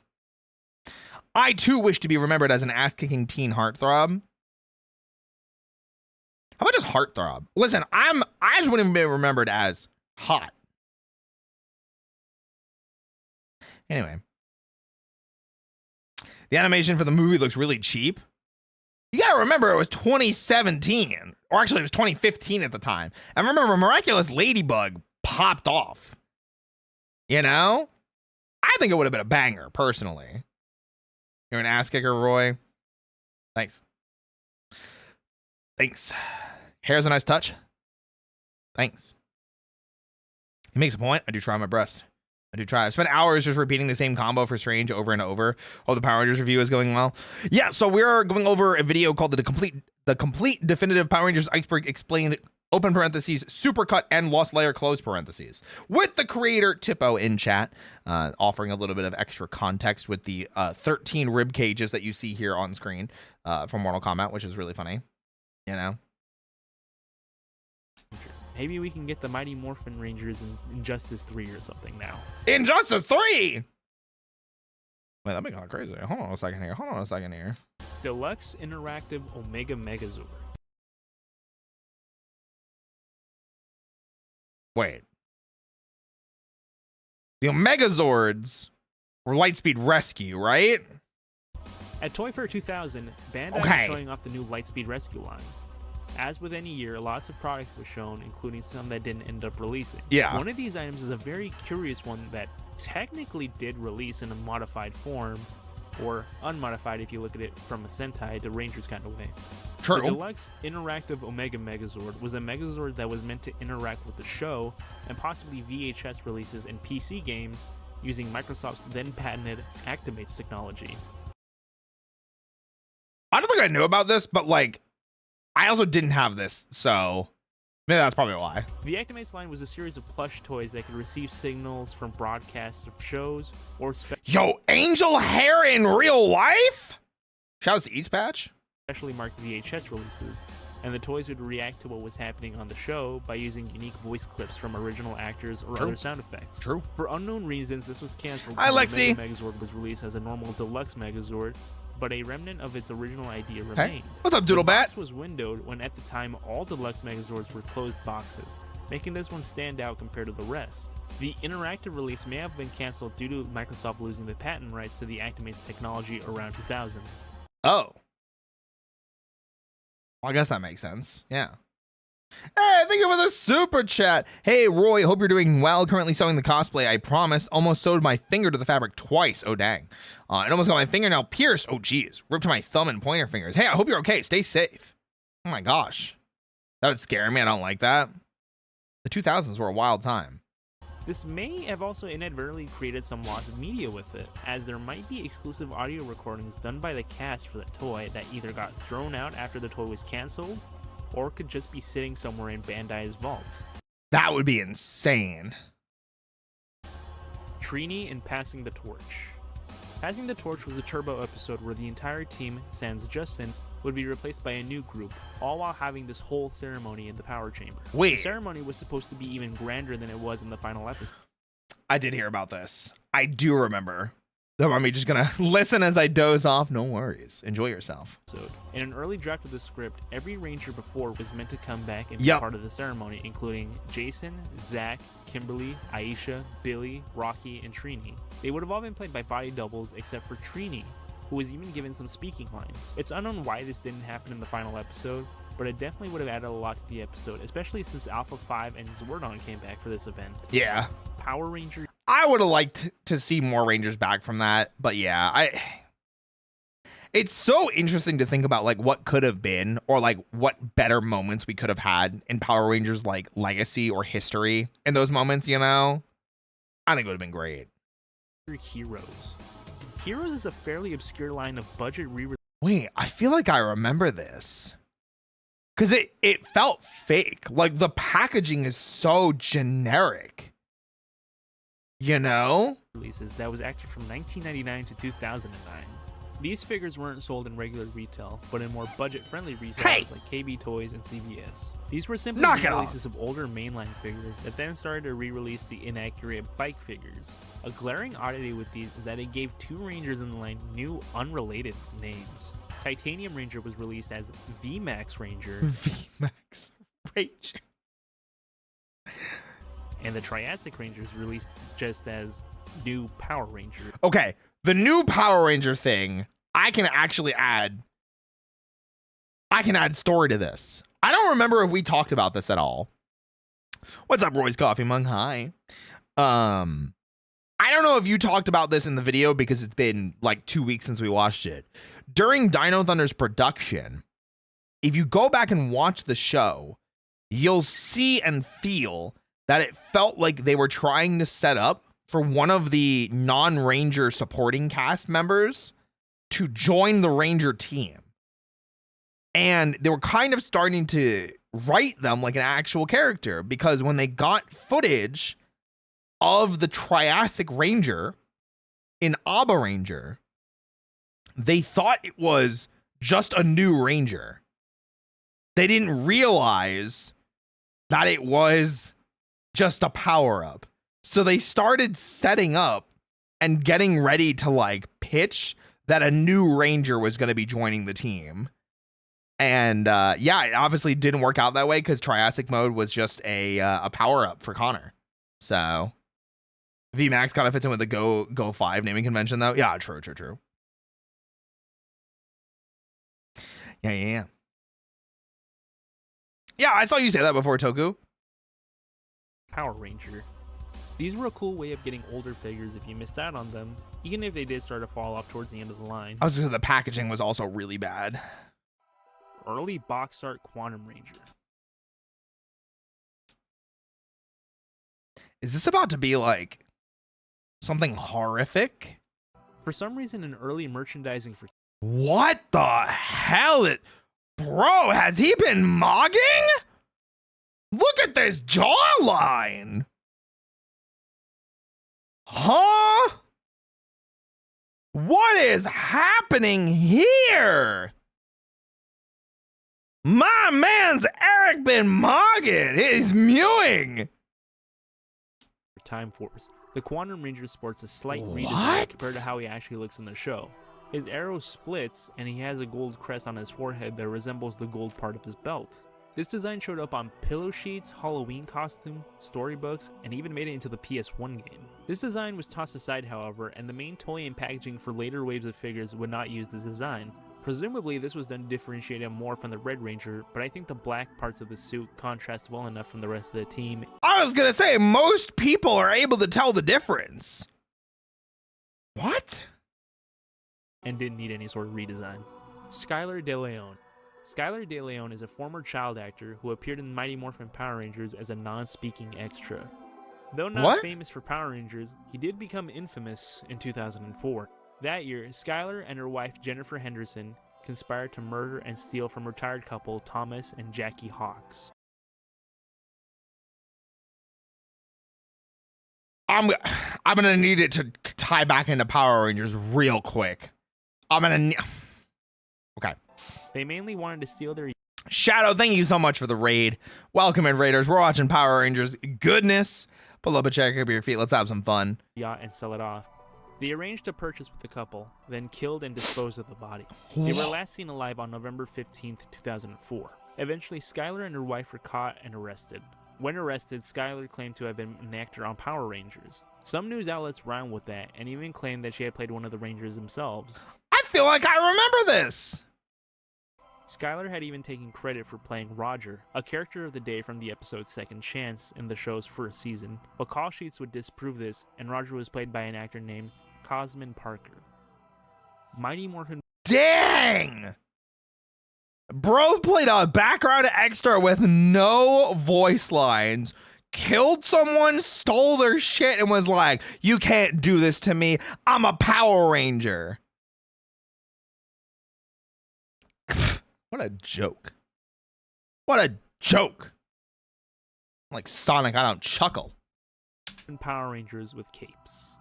Sometime towards the latter half of the Disney era, merchandise featuring the Mighty Morphin Rangers but with capes would be released. What? This included trading cards, shirts, and a lunchbox. What? As far as I could find. It's unknown if these were just meant to be for merchandising purposes or if this may have been part of some very early plans from Disney to go an animated route. Okay, to be fair, I think Disney was also trying to kind of just squeeze out what they could. Because, like, man, by the end of their relationship with Power Rangers, Disney kind of hated it. Because, like, especially if you look at the advertising and the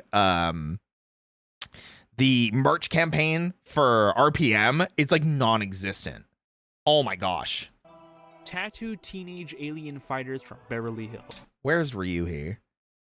Where's Ryuhi? I'm sure Ryuhi would want to talk about this.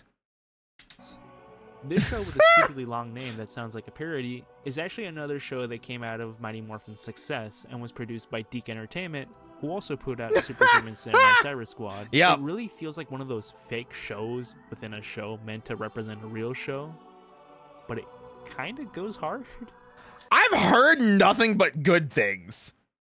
I've genuinely heard nothing but good things about this show and fond memories, which is so funny.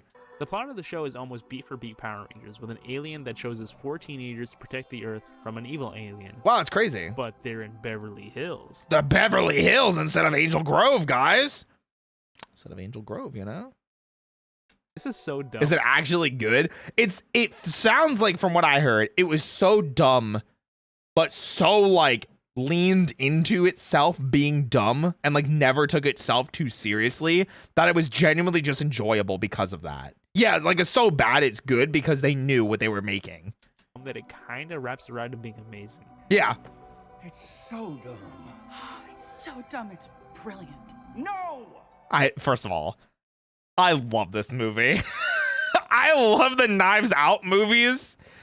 Like, Glass Onion was so good, man. I wish Knives Out was still on Netflix. Glass Onion is, but Knives Out isn't. It's just dumb. It's just dumb. Actor I fucking love Daniel Craig. Controversies. So, with Power Rangers being based on Sentai, there's a lot brought over to the US, including crew. I'm excited for the A lot of third movie, stunt me actors too. Are brought in from Japan or are former stunt actors now living abroad. Yep. Due to the more diverse nature of Power Rangers and the mainly Japanese stunt crew, this causes some problems. I've seen some really funny pictures. Let me tell you, I have seen some really, really funny pictures. Some of the Japanese stunt actors have put on blackface for black actors who don't do their own stunts out of the suit. Hell, even Dino Fury, the most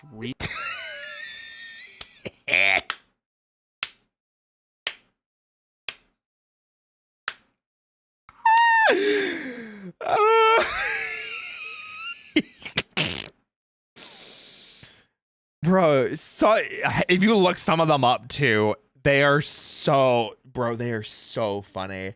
The wigs are so bad. Yeah, bro, it's the wigs, man. I love it so much. It's so funny. recent seasons still have this issue. Yep. Sometimes they'll put on wigs and play women as well. And while maybe they should hire more female stunt crew, this isn't nearly as bad as the other one.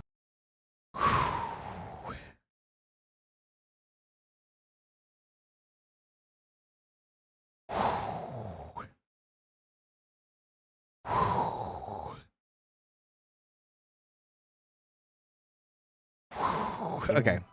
Austin St. John COVID loan fraud. Bro, I wasn't sure if you were going to talk about this or not because this was so recent. This happened like, it was like 2021, 2022. Oh, yeah, here we go. I'm sure a lot of you that are current Power Rangers fans know this one. A crazy topic name, I know. It's wild, dude. Like, even hearing about it sounds crazy.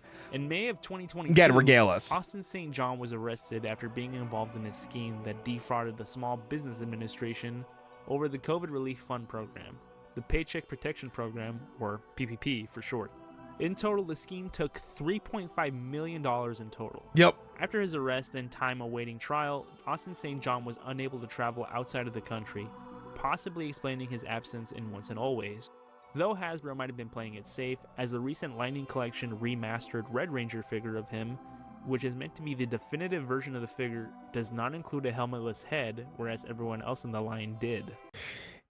Yeah, so my assumption about this is quite literally, they were worried about his like face and likeness affecting the brand negatively. Yeah, that was always kind of like how I assumed it was, kind of thing, you know. And the line did. Q-Rex and Mighty Morphin Power Rangers. Wait, hold on a second. This might be a stretch.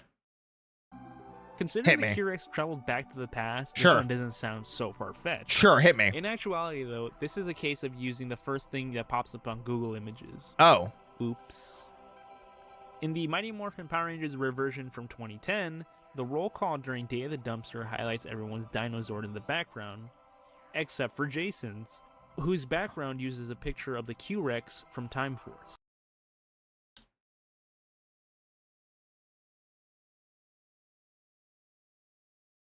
Wait, does it? Except for Jason's, whose background uses a picture of the Q-Rex from Time Force. No, hold on a second. Ain't no way. Okay. My memory of this is so like, bro. That's crazy. This is believed to have happened because the image of the Q-Rex was one of the first images to appear when Googling Dinozords. No way. Wait, is it still like that? Dinozords. Images. No, but the Dino Thunder T-Rex Zord does. It's the fourth one. And then, yeah, then it's mostly MMPR. Crazy. Though apparently the person in charge of the 2010 edits claims that they took the screenshot directly from an episode of Mighty Morphin themselves. Yeah, right. Yeah, okay. Samuel Benta. Wait, I didn't know that one. That's crazy. That's a deep pull. Good deep pull, Tippo. That one I've never heard of and never knew that one. That's a crazy one. During the first ever Power Morphicon, a banner meant to raise This motherfucker ended up stealing it and got arrested for it. And his character in the show is a master thief. money for the Make-A-Wish Foundation was signed by every ranger in attendance that year. Somehow, after it was signed and ready to go to auction, it vanished. Yeah. Samuel Benta, who played the Black Operation Overdrive Ranger, was accused of taking it and refusing to return it. The only evidence at first was footage of Benta leaving a panel hosted by Austin St. John with a rolled-up item. He was supposedly banned from the convention for a time after the incident. In 2020, Benta would break his silence on the matter and clear things up. He claimed that he had got the signatures and put down the banner in the green room where fans were not supposed to be and looked away. And when he went back to get the banner, it was gone. According to him, it was his fault that it went missing, but he himself did not steal it. And why did it take him so long? He probably had like a legal team that was like, hey, like, don't take it. And if he didn't take it, hey, listen, I'm sorry that the internet collectively said that you were the one that took it. It was just what was shoved down my throat when I was hearing the story. Didn't even know you had a thing that came out and said it. And if you did not steal it, hey, I'm sorry that happened. I'm so sorry that you were falsely accused. That sucks. If a fan did steal it, I hope that fan steps on a Lego. I hope that fan steps on a Lego. I'm just saying. that it was a genuine mistake on his part. Lucky draw. I mean, it sounds like it. Listen, you know? Draws. Lucky draw is a term that in this context refers to a very rare, limited toy that is only given away or sold in extremely low numbers. Okay, are we talking like San Diego Comic-Con, like red gold dual pack of Jason, or are we talking like even more rare than that? Because this one might be a pull for me too. Usually these are just repaints. These are more common in Japanese lines, but even Power Rangers has dipped its toes into this as well. Yeah? The earliest one I could find was a 14-karat gold-plated Galaxy Megazord. I feel like I've heard of this. Which was sold exclusively at FAO Schwartz, presumably at their flagship store in New York, with some units being later given away as prizes. It's estimated that there's about 15 that exist in the world. That is dude, ain't no way somebody... If someone still has that and it's sealed, that thing has got to be worth so much money. San Diego Comic-Con has been home to some limited 24-karat gold items as well, such as the Gosei Morpher. Didn't know about that Tommy's Power Morpher in 20.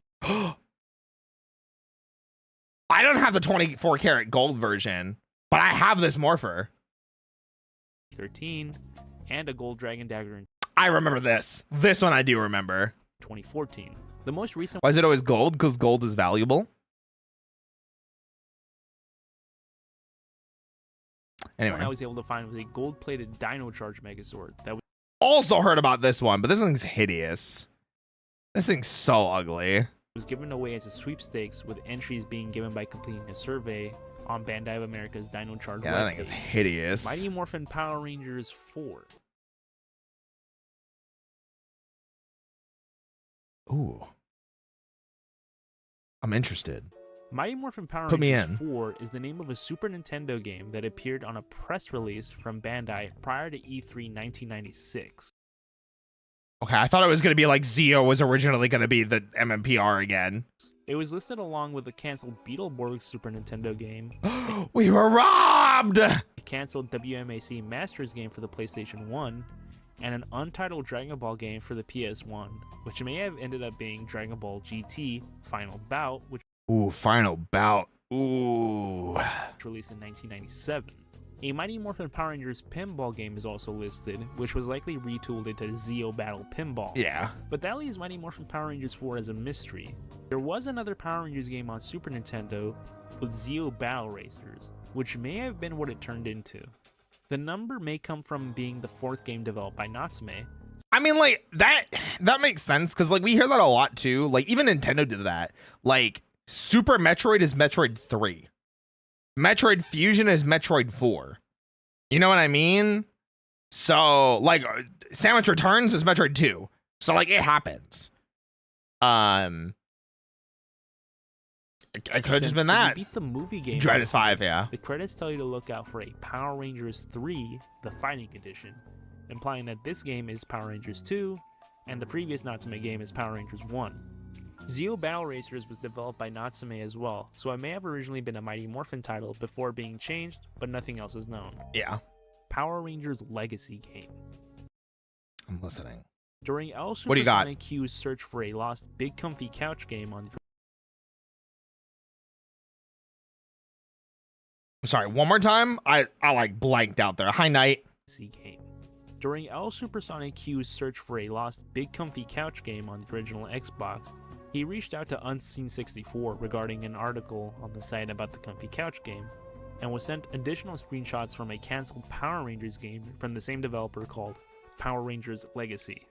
Both of these games were in development at the same time by a small developer called Genesia. If you want a more in-depth explanation on it, I highly recommend you go check out L Supersonic Q's 2 videos about the Comfy Couch games. What?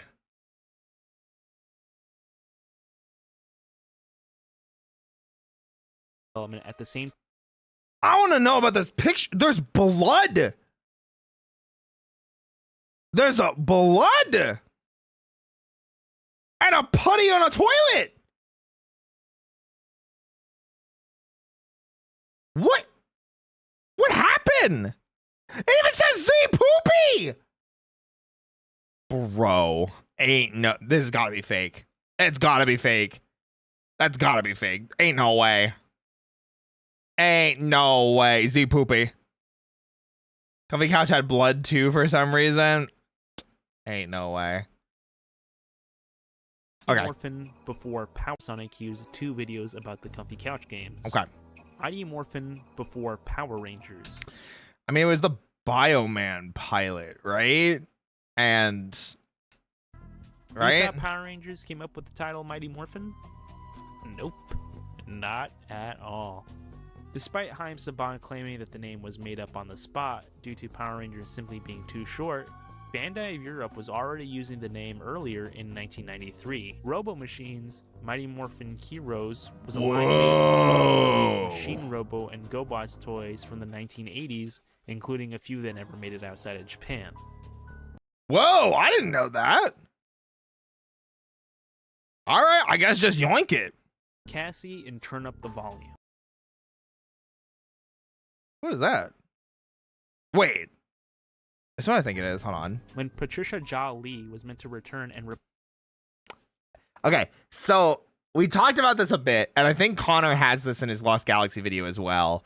There's a couple episodes randomly on Lost Galaxy where if you go back and look, you can see that it's actually Cassie in the shot and not Corone as the Lost Galaxy Pink Ranger, because they're unmorphed, and you can tell that it's them by like a side angle. Replaced Valerie Vernon for a while, scripts for future episodes starring her were already in the process of being written, including Protecting Pink, which would have been the episode in which Cassie would have become the new Galaxy Pink Ranger. It was believed that nothing after The Power of Pink, the episode where Valerie Vernon left the show, was shot with Patricia as the new member of the Galaxy Rangers. Not true, though. That was until October of 2022, when a post on the Power Rangers subreddit revealed that Patricia Jolly had in fact filmed something prior to walking off. It's so because it's in the show too. They just didn't refilm it. They just didn't reshoot it. Set. This split-second cameo comes in the episode Turn Up the Volume, which was only 3 episodes after her last appearance. Perhaps footage for. It's so funny too, because it's like it's really a blink and you miss it type situation. It's really a blink and you miss it situation. Yeah. Perhaps footage for other episodes between them were shot, but there's no confirmation. That's a way better easy to see angle. There you go. It's creepy, I'm not gonna lie. Yeah. You'd never see. It's so funny. It went unnoticed for like 20 years. I don't think I noticed it until I watched the Connor video about it, and I had Kane tell me about it as well. Because Kane knows, like, Kane and I fill each other's memories and like knowledge gaps, you know? Like between Kane and I think we know like 95% of Power Rangers, like everything. But then for the other 5%, it's like, whoa, didn't know that one. It's pretty cool. Anywhere if there was, but at least it did finally answer the question on if anything was shot with her at all. It was. Stingwinger bombers. One of the craziest things I think Power Rangers ever did that they could absolutely. Yeah, the Stingwingers became suicide bombers, which was crazy. I mean, it became a crucial plot point because Deviant, what's it called? Betrayed.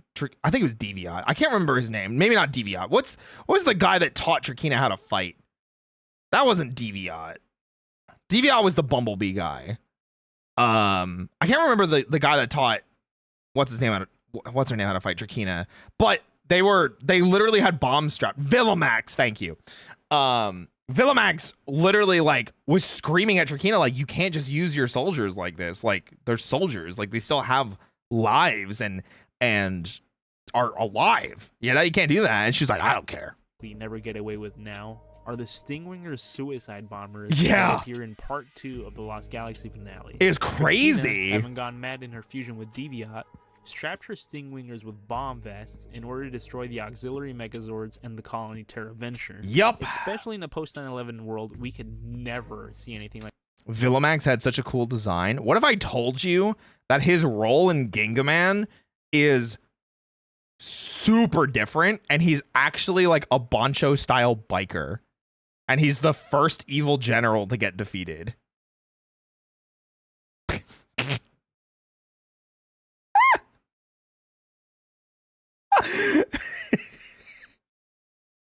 It was so funny to me because he's literally like the hooligan biker. Oh, he was the first one to go. But does he do the squat? I think at some point he did. He definitely rode around on his motorcycle though. Why they do him like that? I mean, somebody had to go first. It might as well have been him. Like this happened in Power Rangers, and it's honestly surprising to even see it here in the first place. It was nuts. Ranger deniers. What? Power Rangers isn't known for its amazing or consistent writing, but even then, it there's randomly like all these lines about like Power Rangers aren't real or monsters aren't real. To throw a curveball and really throw its own logic out the window. Yeah. Maybe there's more examples of this, but 3 moments in the main universe seem to show the Power Rangers equivalent of flat earthers. First, in Trakina's revenge. Yeah. Monsters aren't real, silly. When the receptionist tells the little girl, now you know, dear, there's no such thing as monsters. God, I hate that episode so much. That episode fills me with so much dread and anger. Oh my gosh. Note, the Earth was on the receiving end of a full-scale invasion only 2 years prior. Yeah, literally! Later in Ninja Storm, Power Rangers are implied to be comic book characters, with Dustin later saying, "You're right." Yes, see? I knew it, dude. I was right. Power Rangers are real. So, this one I'm a little bit more okay with, because a lot of time has passed since In Space. Like a solid like 5 to 6 years, right? Because In Space was what, like 98? And then Ninja Storm is 2002, 2003. So like there's a time gap where they could be like in a different side of the country where they could be like, well, they could have made that up. You know, that could have not been real. Like there could be people that were younger that didn't see it firsthand. You know, this one I was a little bit more okay with because he's the one that's like, I told you guys they weren't like made up. I told you guys it wasn't a hoax. I told you it was real. Like, it's not so much that he's denying it. I do understand where you're coming from, Tippo, though. Good inclusion for this. But in my opinion, Dustin wasn't like, oh no, they're fake. You know, they're not just comic book characters. That would have passed. Yeah. Most recently in Megaforce, when the Blue Ranger saves a woman, she asks him, "Are you some kind of superhero?"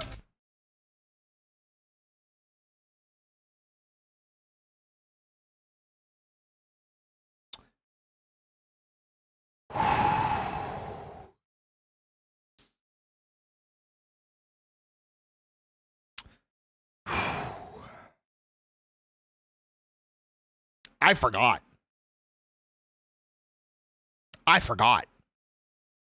I washed my memory of Megaforce and Super.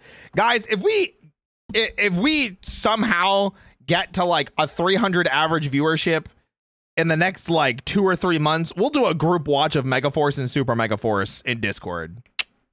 At least with Ninja Storm, it was sort of meant to be a soft visit at first, but the other two are a genuine mystery. Yeah. Fighting Edition for Genesis. What about it? While Mighty Morphin Power Rangers and the movie games both got Genesis versions, the Fighting Edition never did for whatever reason. Sometime before 1998, an unlicensed port of the game was created for the Genesis. Surprisingly faithful in its graphics, gameplay, and sound effects, it looks like a decent enough bootleg. Supposedly, this was one of the first big unlicensed fighting games released on the Genesis, and other bootlegs would come out using the game as a base, such as I was about to say, there were a lot of things that ended up using, and I think I heard that it used bones from things like Gundam Wing Endless Duel and like, what's it called? Like Gundam Battle Assault. Like, they had like pieces of it. such as King of Fighters 98 and Top Fighter 2000 Mark 8. Kamen Rider Drive in Ninja Steel. Wait. Was Drive the current season for Ninja? I thought Drive was like pre-2010. Was it not? I don't know that much about Kamen Rider. I'm still a little bit. Yeah, that's why I'm saying Drive? Fans believe Take your word Kamen for Rider it. Drive was going to appear in Power Rangers Ninja Steel. Perhaps the Power Rider. Oh, okay. It was. Okay. Never mind. I just genuinely didn't know. Project was finally getting off the ground. The main piece of evidence from Right. There was a copyright that was filed. That they thought Saban was gonna finally bring over Kamen Rider because Power Rider was what's it called? Licensed around this time. Yeah. Ooh, core memory unlocked. this came from Toy Fair 2017. On the wall showcasing the Ninja Power I stars that remember. were releasing in the future, among them was the Trideron Shuriken from Superhero Tyson GP Kamen I didn't know about that. Rider Sango. This allowed for Kamen Rider Drive's vehicle, Trideron, to transform into a robot and combine with Shurikenjin, known as the Ninja Steel Megazord in Power Rangers. Wait, that's so At least cool. with the Die Ranger keys, you can maybe stretch that it wasn't on purpose, but here it had to be deliberate because the Trideron Shuriken didn't even get a release in the Japanese line. What? The other smaller piece of evidence was that the monster from the Ninja vs. Tribe special showed up in the background of an episode, meaning that the suit was available and used in New Zealand. Yeah, that's crazy. Kamen Rider Wizard and Dino Charge. Power Rider, that name is trash. They wanted to cash in on like the Power Rangers brand. I don't know about this one at all. I did know about the Drive one though. In Dino Charge's reveal trailer, which premiered during Power Morphicon 2016, there was a split second that showed Kamen Rider Wizard. This was because it was using footage from the Superhero Time programming block intro. Also putting this on YouTube, I spent way too much time looking for a trailer of Ninja Steel that had Drive in it There, right there. That's so funny. to go with the Trideron Power Star thing, because I was sure that that was what happened when I was misremembering this one. Kamen Rider Beast is also there too, by the way. Yeah. Heroes of Space.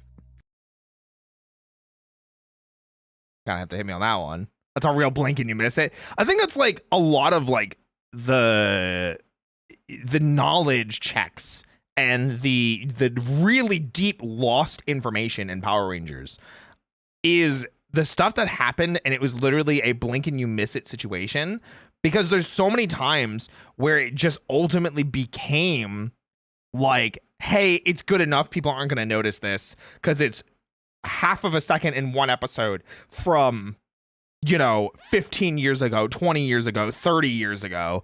And now that we're like going back and big analyzing things, it's like, okay.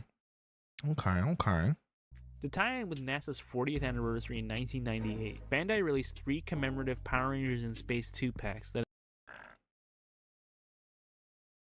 What? These look fake, but like, what? Okay. one Ranger and one real astronaut from a previous Apollo mission. Included with the 3 male Space Rangers were Alan Bean and Charles Conrad Jr. of the Apollo 12 landing, and Charles Duke of the Apollo 16 landing. Later on, cool! These were released in a 3-pack of their own with no Power Rangers branding. A very weird but interesting collaboration that, timeline-wise, matched perfectly. I mean, I guess so. Third-party toys. Oh, God. I thought that's where you were going to go first with the Heroes of Space, or the Space Heroes part, you know? Is there a reason why Dino Charge had such a big team? I don't know. Just more Rangers, more merchandise, more toys, more sales. And that's what, you know, Kyoryuger had. Third-party toys are unofficial toys that are made by companies. Okay, that one looks cool, though. Let's be real. He's not affiliated with the rights holder of a series. Transformers in particular have a lot. Wait, isn't that from Beast Wars? A lot of these, and even third-party upgrade kits for pre-existing official figures. Power Rangers never really had many made until the last couple years. A set of 1/6 scale figures similar to Hot Toys. Oh, you're not talking about like the fake ones. You're talking about the ones that don't have the license, so they just didn't say Power Rangers.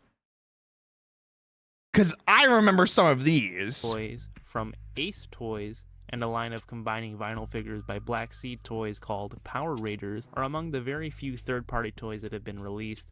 But maybe one day the market for these will grow like the Transformers have. I remember. Beast Morphers Orange. Okay. Okay.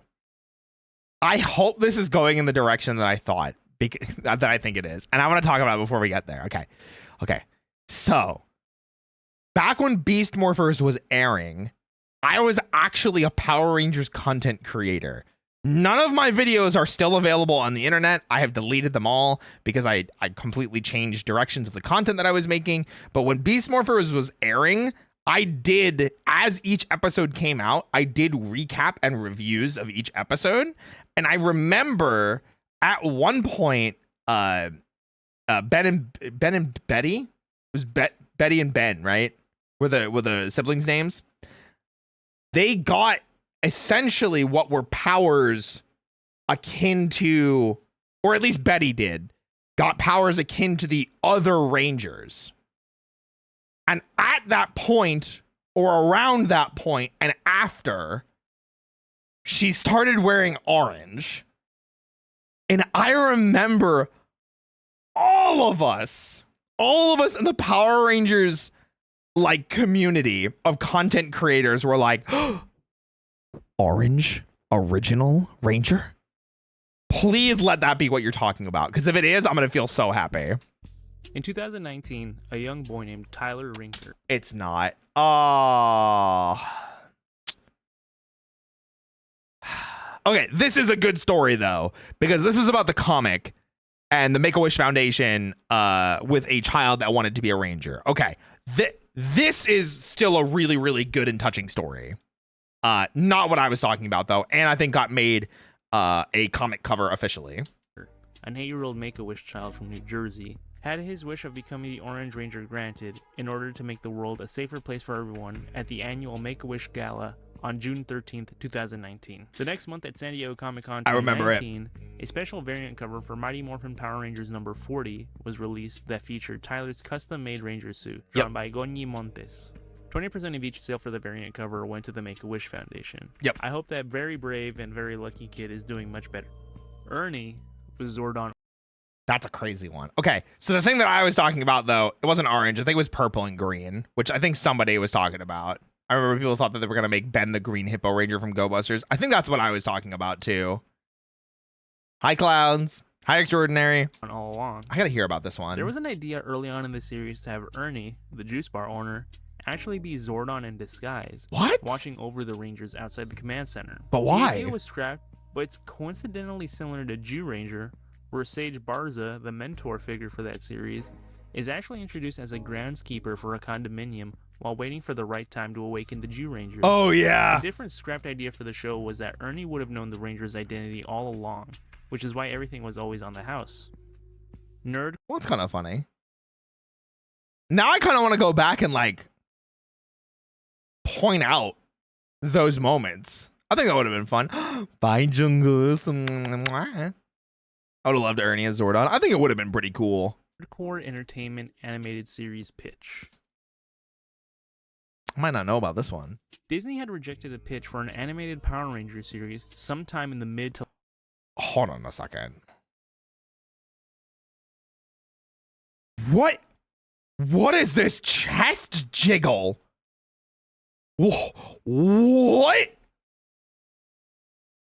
Damn, this dude put Shia and me to shame.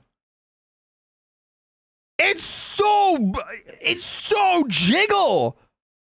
Look at it. It's so jiggled. Is he shooting out putties? It kind of looks like it. These look cool though. I like these suits. The pitch for an animated Power Rangers series sometime in the mid to late 2000s from animation studio Nerdcore Entertainment, Okay. now known as Wild Brain Studios. This and an unconfirmed piece of concept art is all that... I love this. I think this looks so cool, personally. Like, just such a cool looking just art piece. You know? Don't love the capes, but the suits themselves, they look like racers, and all of it looks like it's very much inspired by like Go Ranger. That's so Go Ranger? I just said that. That's known to exist. Damn. The suits in this pitch resemble Himitsu Sentai Go Ranger. We all have the same brain cell. We all have the same goddamn brain cell. I swear to God. More than anything Power God. Rangers related. Yeah. With the same use of color choices and capes. Oh. Okay. Latin American exclusive stage shows. Why was there such a delay for that? Was it just to line up with the music? Okay. We talked about the failed 2021 live show before, but now we can get to the ones that were made, but only known to have happened in Latin America. What? The first of these was based on Turbo that premiered in Parque de la Costa in Argentina. Whoa. The pronunciation. Okay, yo lo sé. On July 4th, 1998. The show's plot seems to take inspiration from the Turbo movie. It looks with like Divatox it. attempting to summon Malagor. But instead of using Jason and Kimberly, she uses two explorers who were looking for the Temple of Malagor. That's funny. The only footage of the show that's available now is thanks to Juan Manuel Olmedo, who played the Green Turbo Ranger during the show. While he did archive and upload the footage from the show and the commercials, the audio for the show is a little crusty and hard to make out. I would understand that. Unfortunately, the only other known live show that we know of that was exclusive to Latin America doesn't have any footage to work off of. Oh. Sometime around 2000 to 2001, a live stage show based on Lost Galaxy was made and toured around Mexico. A Facebook Any group pictures? called Sentai Ranger Cosplay posted a picture from this show. I remember seeing pictures of this. Because I remember seeing the protectors. The Rangers were wearing some sort of exclusive power-up that resembles a mix between the Ginga Man's regular clothes, the Lights of Orion power-up, Yep. and the old American Dragon Shield. Yep. I remember There is it. very little information from the show, with only the memories of those that went to the show more than 20 years. That's so wild, dude, that like we live in this age, like this information technology age, where everything is easily accessible from your fingertips, but there are pieces of lost media from this that are less than 30 years old, and it's gone. You literally can't find footage of it, can't find more pictures of it. It only exists in word of mouth from people that saw it and experienced it, which is just a wild thing. And it's crazy to know that not a single person will ever know everything Power Rangers ever because of things like this. Years ago left. Crazy. Location-wise, we know that the show was at El Teatro de la Ciudad de México, El Tecnológico de Monterrey, Teatro Galerías in Zapopan, and an unnamed theater in Guadalajara. Some testimonies say that the show toured during Lightspeed Rescue's airing in Mexico. One even says they were promoting Sky TV, a Mexican cable service. One comment on that post even states that this show may have been recorded and televised on Mexican television along with other live shows. Bro, if it was, it means that it probably exists somewhere. Someone is probably sitting on that footage. The Spanish is clean. I would imagine Tipo. I would imagine you have some sort of Hispanic descent, or that you speak it. You know? I can feel it. Or you're trained in it. I can feel it. The way that you pronounce things. Another commenter claims the live show was promoted on El Cubo de Donalu, a children's variety Mexican. See? We're knowers. show hosted by Graciela Mauri. The most detailed comment, however, even goes into detail about the plot of the show. The show would start on a screen with footage of the unmorphed Rangers. I've seen this! Wait, I've actually seen this! Dubbed by their Spanish dub actor. It's so funny, too, because these are the actual foot soldiers from Gingaman. Yeah. Before morphing, and the suit actors appearing from the sides of the stage. The stage would have hidden trampolines for the actors to jump high and do stunts. I remember. And the commenter described the production value to be fairly high, and the suits and helmets being well made. Yeah. At some point, the Pink Ranger gets kidnapped, and the Rangers would chase the villains through the crowd. Outside the show, there was a booth that sold pins, toys, shirts, and lightsaber-like toys that were cheap and just had the Lost Galaxy branding and stickers on I loved Gingaman. Gingaman was so fun. them. This is even corroborated by another user who shared a picture of him with the Rangers holding the same light-up sword mentioned by the other user. Notably, the picture is dated March 2001, possibly March 1st if that is a 1 and not just a line separating the month and year. That is nuts, dude. Like I said, it's like it's like one of those media things. It's like you never would know about this unless people were there and started talking about it recently. Separating the month and year. That's so cool. The user ended his post with remembering that this show happened during Lightspeed Rescue's Mexican airings, even saying he went to McDonald's right after, and they were doing the Lightspeed Rescue Happy Meal promotion. Wait, that's actually really included cool. On the original post from Sentai Ranger Cosplay also showed the monsters included in the show. These include the Stingwingers, Psycho Yellow's monster form, and 3 other monsters. The first being covered by the Green Ranger, I believe is Psycho Red's monster form. But just as recolored green? due to the Huh. Okay. What are we talking about? We're going down the iceberg of Power Rangers information. This is a good, layer 6 one. This is a good layer 6 one. I like this one. the shape of the shoulders and his head, which also has the same yellow streak as the original. The other monster behind the Blue Ranger I wasn't able to identify. Okay. I hate that I recognize this and I cannot for the life of me point out from where. I hate that I recognize this and I just cannot tell you from where. I know it's like early Saban. It feels like it's like a Lost Galaxy or in space monster. Gives off Guyver vibes too, Loki. Yeah, some reptile monster. It probably has like a dino looking face. Damn, dude. There is one other monster whose arm is coming out from the side of the picture, and yeah, I'm not even gonna try to figure that one out. This one? Well, I mean, clearly that's, you know? Clearly that's, I mean, come on. Did you even do any research? Figure that one out. Hopefully the show gets found one day like the Turbo one, because this one looks to be really well made. Yeah. And maybe even on par with the Sentai live shows, perhaps. I remember hearing about it. Bienvenidos, Power Rangers. Llegan a la Argentina y solo en el Parque de la Costa podés ver su fabuloso show en vivo. That's a cool. I like that. Okay. So we made it through layer 6. Now we're getting into the lost layer, guys. So this is like the media that doesn't exist. I would imagine it's even deeper than layer 6, right? Lightspeed Rescue beginning. The Lost Layer. The Lost Layer. Hector David Jr. battery charge. Well, what? I gotta strike while the iron's hot on this one. On July 26, 2024.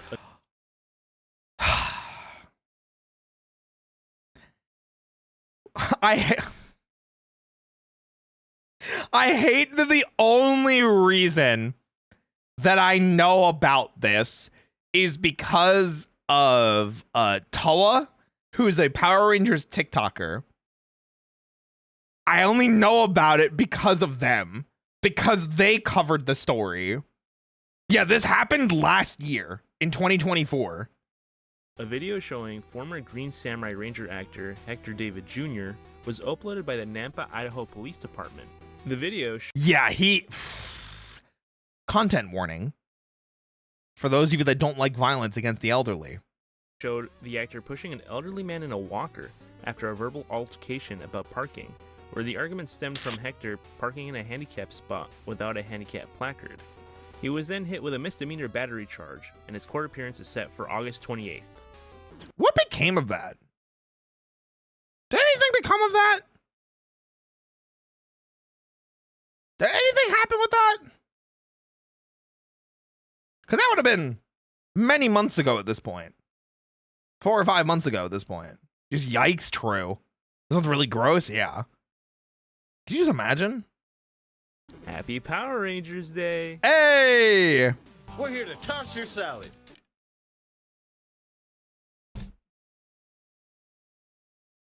I was drinking.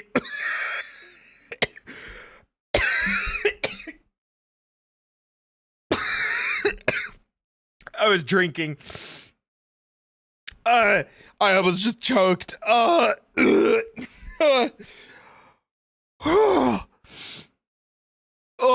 my gosh, dude. That caught me off guard. I wasn't ready. One more time where I'm not choking. Hold on. Happy Power Rangers Day! Oh my god, dude. We're here to toss your salad. I forget. If Kane were here right now, he would be cackling wildly. I love it. Oh, this one hurts. I don't know how this one slipped past me. Anyways, this infamous line said by TJ in the Turbo episode Trouble by the Slice that somehow made it into the final episode? Maybe the term isn't as old as I think it is, but it definitely feels like it. This episode is also remembered for a different but amazing out of context. Wait, are you just talking about the line? Is that all it is? You're just talking about the line? This line in... Red light now. Okay, to be fair, that is what he does in the Sentai. That is what he does in the Sentai, okay? I don't know what to tell you. The evil pizzas were no match for a simple stoplight.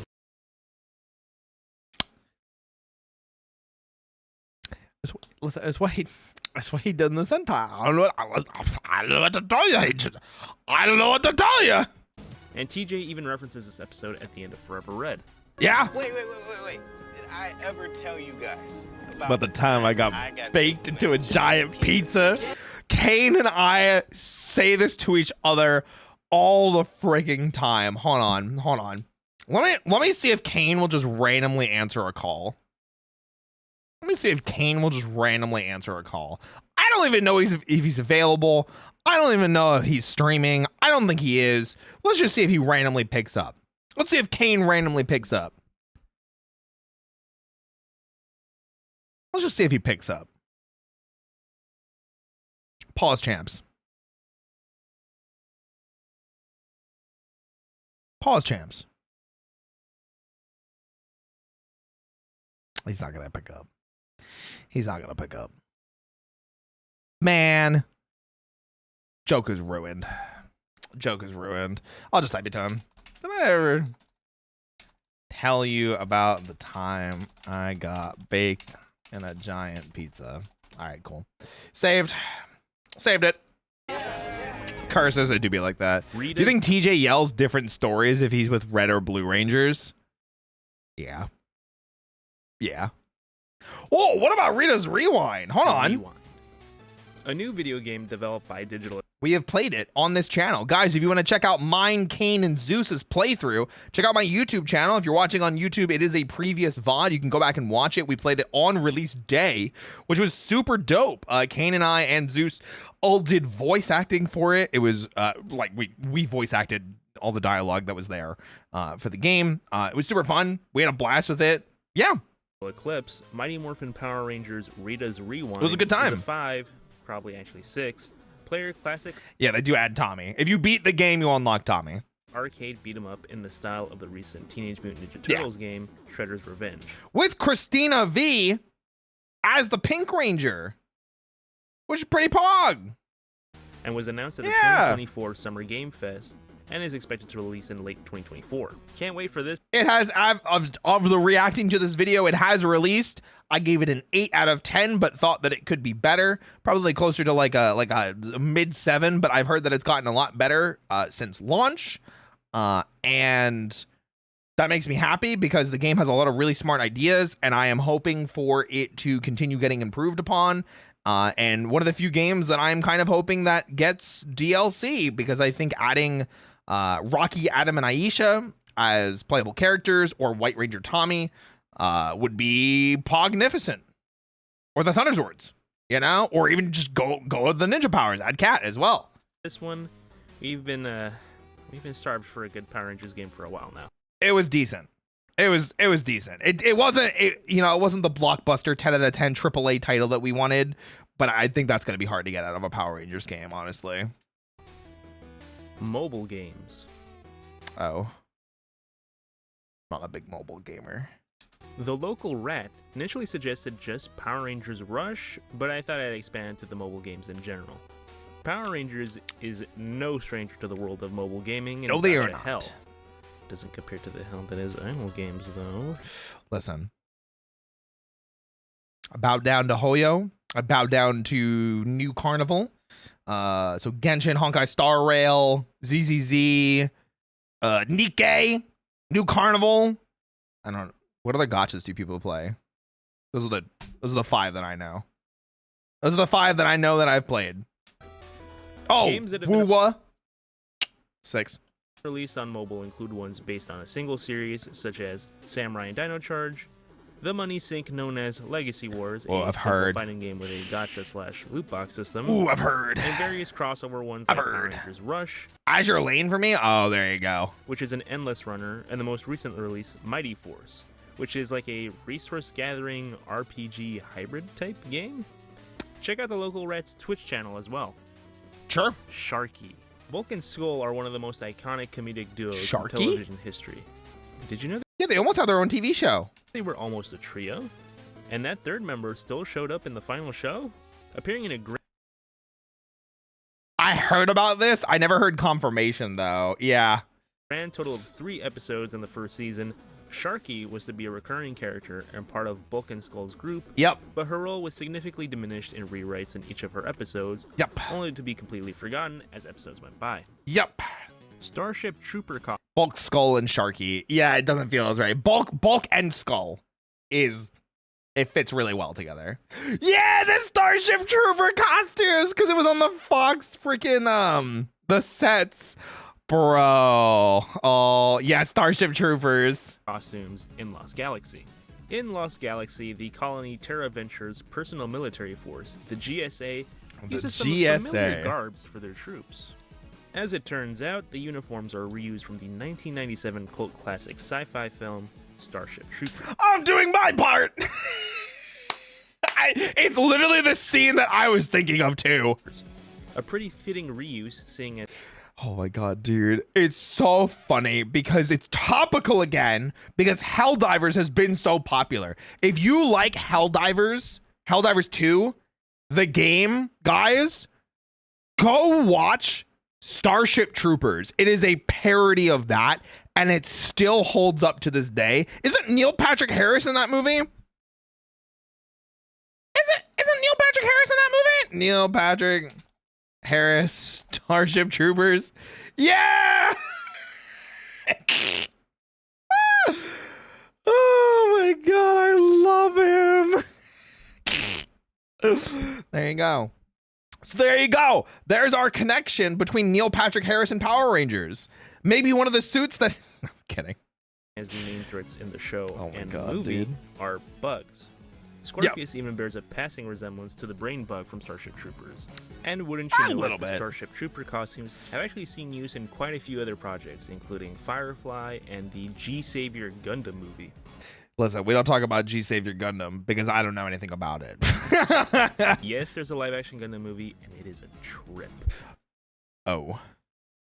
Psycho Ranger props were Batman and Robin figures. So remember... What? I gotta hear this. In space episode 5 of a Kind, yeah, when the Rangers are planning out how to attack the Psycho Rangers, yeah, and they're using those little figurines on a chessboard, yeah. Well, if you didn't know that the Psychos wouldn't get figures until 2018, one might assume that these are figures from the 98 line, since we already know that using toys as props was pretty commonplace back then. But these are actually customized figures of Batman from Kenner's 1997 Batman and Robin.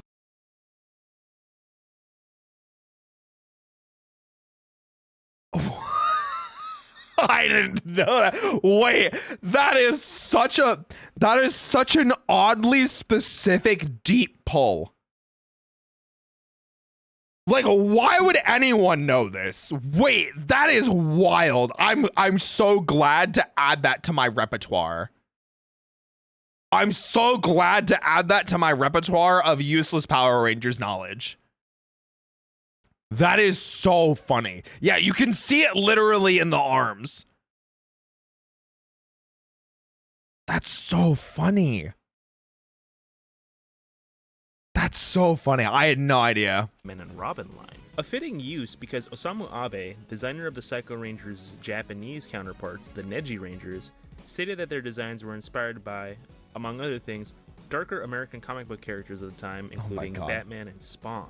Of course. These props would later go on to be reused as the chess game Bulk and Skull were playing at their resort. That much I did know. In Forever Red. Action card game. Oh. The action card game was released alongside Megaforce's toy line, with promo cards being included with certain toys. It was a full-fledged card game that ran for 4 booster sets, with a 5th plan to be based on Super Megaforce, even including a new card type. Technically, a 5th set was released, but only in the UK. Ew. And it was just a reprint / best of set, not unlike Pokemon Celebrations or One Piece's premium reprint booster. These cards are adapted from the Daiso arcade cards, being retrofitted to play as a traditional card game rather than to be scanned for an arcade game. I have heard about that. I actually did make it over with a dedicated card scanner app that gave you clips of the character either lifted from Daiso or from the show. Whoa! Ricardo Medina Jr. Manslaughter. We have talked about this so many times. We have talked about this so many times on stream. Hate to admit that I was all in on that. I tried to get all the cards even buying booster boxes. Wait, that's crazy. I love that game. Thanks, Caden's brain. I appreciate that. That's crazy. I didn't know anything about it. I think that's like when I really checked out of like Power Rangers and I was kind of just like, I was there. But that was it. That was it, you know? Yeah, we talked about this a lot during the Wild Force stream. Case. Okay, this was on me. I absolutely 100% meant to include this in the original video. Oh, okay. When my computer got messed up during the making of the last part, I forgot to re-record this one. Makes sense. You can even see the clip in the intro for every video. Yeah, I remember. Yeah. Anyways, on February 1st, 2015, Medina stabbed his roommate Joshua Sutter with a Conan the Barbarian-style sword in self-defense, leading to his death. Medina claimed that after a heated argument that was so bad that he and his girlfriend retreated to their bedroom, with Sutter forcing his way into the room, leading to the stabbing. A year later, on January 14th, 2016, he would be arrested on murder charges in connection to this incident, and faced a possible life sentence that was then lowered to a maximum sentence of 6 years after pleading guilty to 1 count of voluntary manslaughter. Medina was released sometime in 2020, according to co-star Jack Guzman in an interview. The following 7 topics were suggested by Artemis. Oh, I think that's it about that. Yeah, I haven't heard much about him since then. I don't really know what else to say about it. We've talked about it ad nauseum so many times already. So, who got murder charges? Cole from Power Rangers Wild Force. In self-defense, killed his roommate when he was attacked with a sword prop. So, yeah. Digimon music? Yeah, I still need to finish a modern Digimon game. I really want to play Digimon Survive, but I know it's a really long visual novel style, and I know I would want to voice act it. So Eros, who brought some really good ideas to the table, so shout out to them. What do you got? Ranger Black. If you ever look at the episode titles in RPM, you'll notice that we never got one for Ranger Black. The main 5 Rangers each have focus episodes, with each being titled Ranger, or rather and their color. But a glaring oddity is that Black never got an episode like this. However, the initial plan for RPM's finale was intended to be this focus episode. Yep. The episode would have had Dylan, the Black Ranger, be revealed to be the final vessel for the villain Vengeance. I do remember this is a plot point. I think this would have been really cool. And that his memories of his sister Tanaya were implanted into him. He was revealed to be experimented on with robotic implants earlier in the season, by the way. And the remaining Rangers would have had to destroy him after the Vengeance sleeper code was activated. The only for sure confirmed aspects of this episode were that it would have focused on Dylan, but after the original writer and executive producer, Eddie Gazelian, was let go and replaced by Judd Lin, anything he had planned was either abandoned or reworked, and Lin refused to hear any of his plans from cast members due to fear of legal repercussion from using his original plans. It's always like a really tricky thing when it comes to using other people's like older work for that reason. I think it would have been really cool. I think it would have been fitting. I feel like it would have fit the story and the thematics for RPM, but I understand why they didn't want to use it. So, original graphic novels. Oh, like Soul of the Dragon or the Psycho Green one or anything like that. Boom Studios has released a few original graphic novels that feature original stories set outside the comics continuity, such as Soul of the Dragon, The Psychopath, wow! I wrote the script!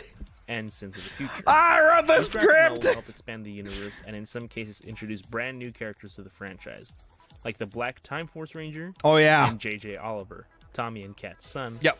Who was even made canon to the main TV continuity with mentions in Dimensions in Danger and Once and Always. The Beast X King Zord. Oh yeah, we never got a toy for it, did we? This was from what's it called? Beast Morphers, right? The Beast X King Zord was introduced in Beast Morphers Season 2 and was heavily used in the marketing and toy line for the show, including weapons made in its image that appeared in the show and toy line, like the Beast X King Activator, Yep. the Beast X King Ultra Bow, Yep. the Beast X King Spin Saver, and there was even a toy-exclusive Beast X King armor figure. Yep.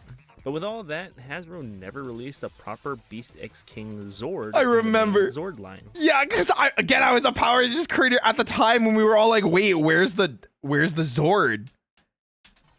There was a non-transforming electronic one. That doesn't count though. Yeah.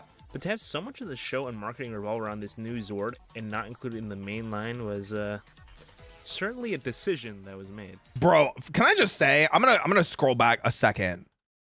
Ultra These Bow, the Beast X. These weapons are some of my least favorite thing about the Hasbro era of Power Rangers, where it was so obvious that all they were trying to do was sell an extra toy. They're like, oh, we're in the cockpit and the Megazord has a gun, summon a sword and swing the sword and it makes them shoot the gun. What? Or vice versa. I hated this. They just look like Nerf toys that they sold them as. I hated it.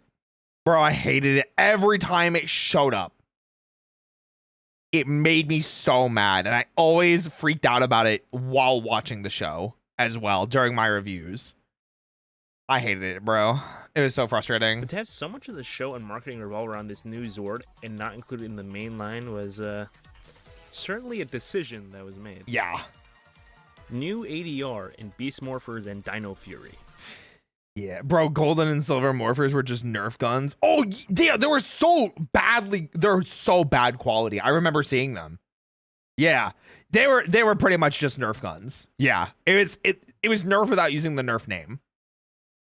But yes, but it was so bad, bro. Beast Morphers toy line was so garbage.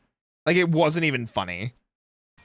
In episodes that show clips from earlier pre-high definition seasons, the audio for these clips were redubbed when they appeared in the Beast Morphers episode Making Bad and the Dino Fury episode Old Foes. Yep. And the redubbed voices were something. Not the best. Hurry! You must destroy my energy tube. Right. Time is running out. At least the show was able to get around the old aspect ratio by showing the 4:3 clips through monitors. Yeah. I'm gonna assume that the Ooh, bro. Ooh, bro. I think they did actually use the Nerf branding. Oh, did they? I thought it was like everything Nerf but the name. Original audio master tapes were either long gone by that point, or were so deep in storage and it was just easier to redub it than it was to go back and isolate the original audio from the music and sound effects. I guess. Andrew Lang bullied off the show. Andrew Lang? Andrew Lang has played quite a few characters in Power Rangers history, including Master Lope in Jungle Fury, the Messenger in Megaforce, and most famously, RPM's Venjix, and even reprising that role in Beast Morphers through Evox. When Dino Fury reintroduced Lord Zed, Lang was brought in to fill in the role for the... I remember this! Oh my god! Okay. Because I remember watching this as it was airing. Okay. So he was Zed originally. I'm gonna keep it a $1.50. I didn't like it. I did not like the original Zed voice. I don't think it was garbage. I was just not a fan of it. But it's hard to match up to Axelrod, you know? But I think, didn't he get replaced in season 2? Didn't he just straight up get replaced by somebody else? Yeah, Zed becomes the main villain in Cosmic Fury and is a major threat during Dino Fury. I think he got replaced, didn't he? He got replaced in Cosmic. Well, that's what I'm talking about. Late great Robert Axelrod, and reception to his portrayal was mostly negative. So negative, in fact, that he was harassed online by fans and declined to return to voice Zed in Cosmic Fury, and voice actor Fred Tedashore would take over the role. This is a rough time to be a Ranger fan because people were being genuinely garbage human beings and forgetting that, like, these are people that are trying to do a job and entertain and putting their heart and soul out there. Bro, I was ready to throw hands. Yeah, was. I say was a time because Power Rangers is kind of a little dead right now. It's a little dead right now, Tippo. I say it was. Cosmic Fury original episode count. I'm listening. I'm curious. In a Twitter space following the release of Cosmic Fury, showrunner Simon Bennett revealed... I love Simon Bennett. He's said so much stuff that I feel like would get somebody else fired.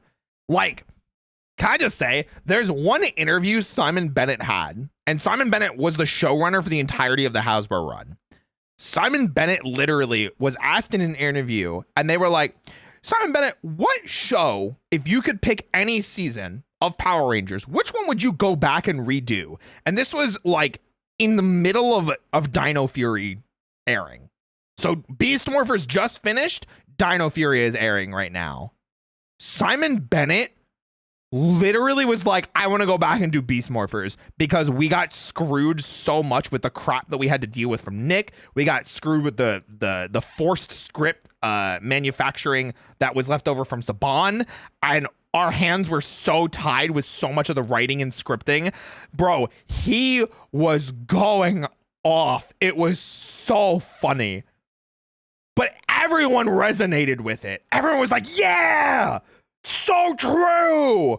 But I don't think anybody wanted Beast Morphers to be redone. Because, like, I liked Beast Morphers, but I understand why people didn't. So I remember his reason for not adopting Lou Pat was pretty dumb. No, it wasn't. He literally said the socio political climate in the US cannot handle a show about cops and robbers right now. Which I still think is accurate. I still think that's an incredibly legitimate reason. It does not, it would not bode well with how things are with police in the US right now. Absolutely. I think it would be terrible. The fact that SPD did so well, wild. Blows my mind. Especially for a show in 2005. Crazy. Yeah. Revealed many things regarding the production of the series' final season, including interesting tidbits such as changing Zeto's Ranger color to not be white, due to fears of backlash having a person of color play a white Ranger.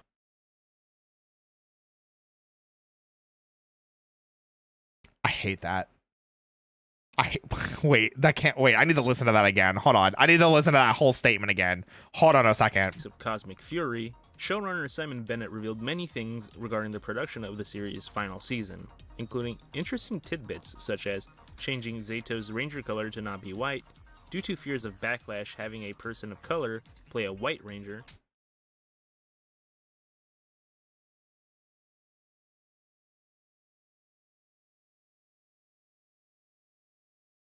That's so wild to me.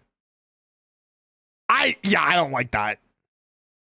Yeah, the beige ranger, bro. No one liked this.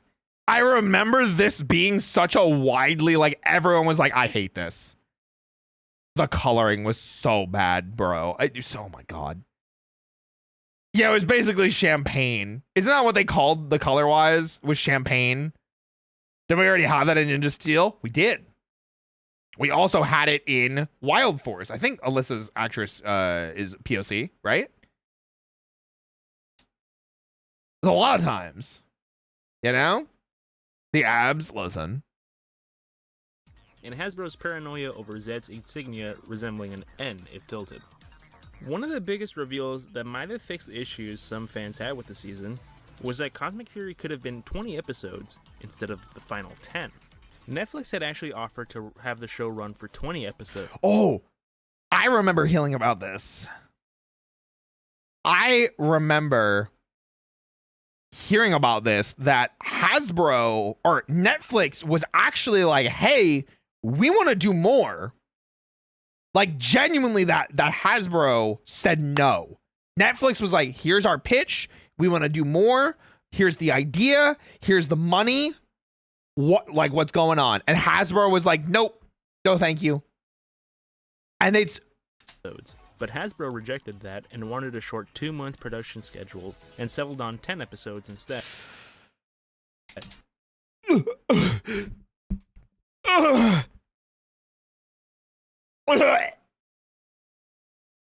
Bro,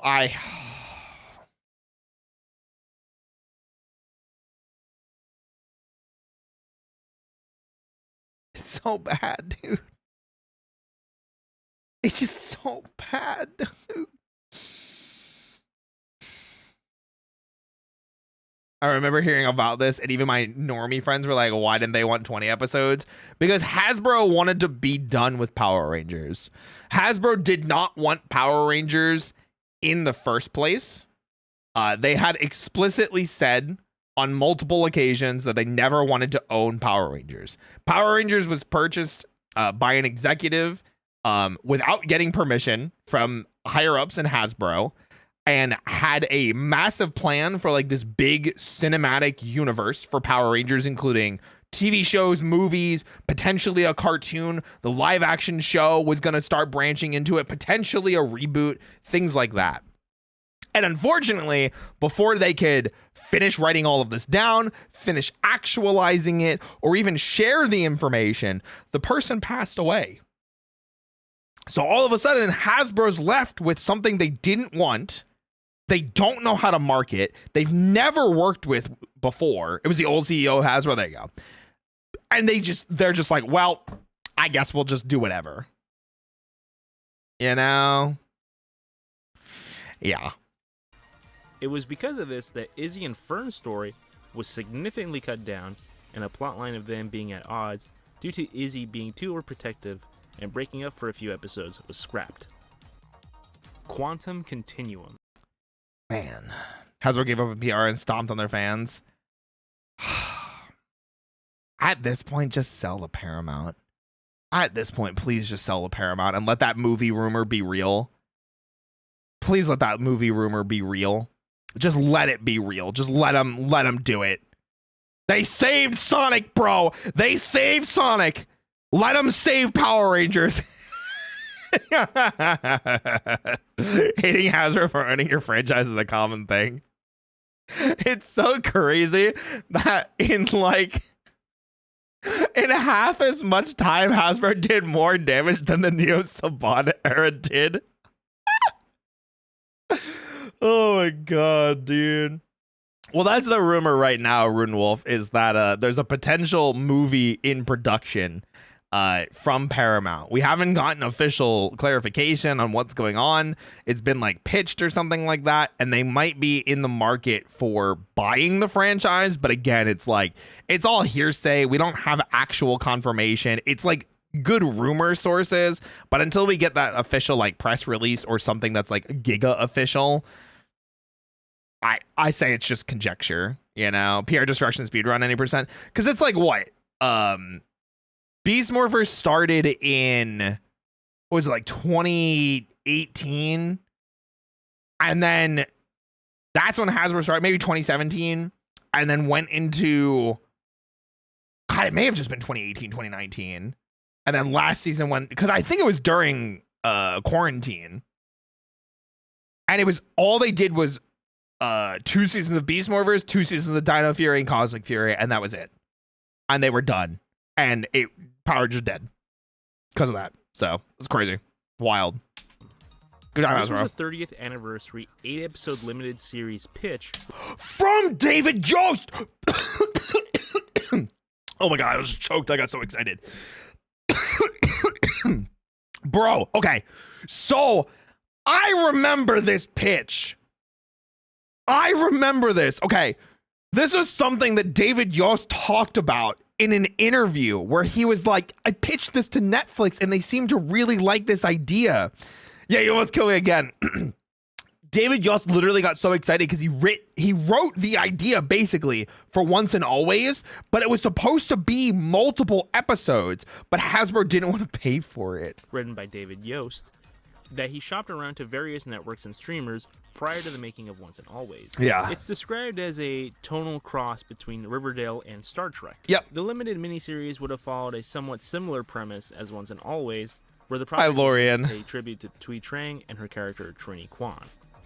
Without giving away too much, it would reveal that Trini and Jason got married, had kids, and that Billy had tried to get the team back together to fight a new evil empire coming to destroy the Earth. I remember. And setting up the team's kids to take over the mantle of the Power Rangers.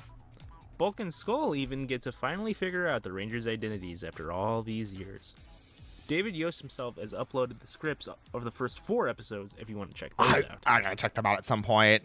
It just makes me so sad, dude. Like reading some of that script was so fun. That script was like legitimately so fun. Yeah, it was like a passing of the torch kind of mini series. That's what it was supposed to be. You know? Godzilla and Cat Power Coins. I gotta hear about this. What are you talking about? Early MMPR promotional material was weird. For whatever reason, during season 1, while each Ranger's Power Coins were used, but not Trini's. Oh, and then that the Green Rangers was Godzilla. either to put as emblems on their chests on the original toys, or on promotional art, Tommy had a noticeably different emblem on his toys. Wait, okay, also crazy thing. Or on promotional... Lorian, thank you so much for the raid. Welcome in, Raiders. My name's Roy. I'll be your bunny host for today. I specialize in voice acting. I do a bunch of collaborative chaos with my friends. We are reacting to, we're in like the last couple minutes of this video now, the complete definitive Power Rangers Iceberg explained, open parentheses, supercut and lost layer, close parentheses. And we have the creator here in chat. I'm a huge Power Rangers nerd, so if you would like to learn more about the Power Rangers franchise, pull up a chair, kick up your feet, let's have some fun. You know? So this is a crazy thing, right? Were used either to put as emblems on their chest on the original toy. So first things while first. Each Ranger's Power Coins were used either... Yellow Ranger, for some reason, just doesn't have this. And this is the official toy commercial. Either to put as emblems on their chest on the original toys, or on... This... That's such a weird mid-transformation shot of Alston St. John. So they used this in the toy commercials. These are pictures from the pilot that didn't get aired or even released until like way later. Or on promotional so art, Tommy had a noticeably different... That's Audrey Dubois. That is not Tui Trang. And this was in official Power Rangers released commercials.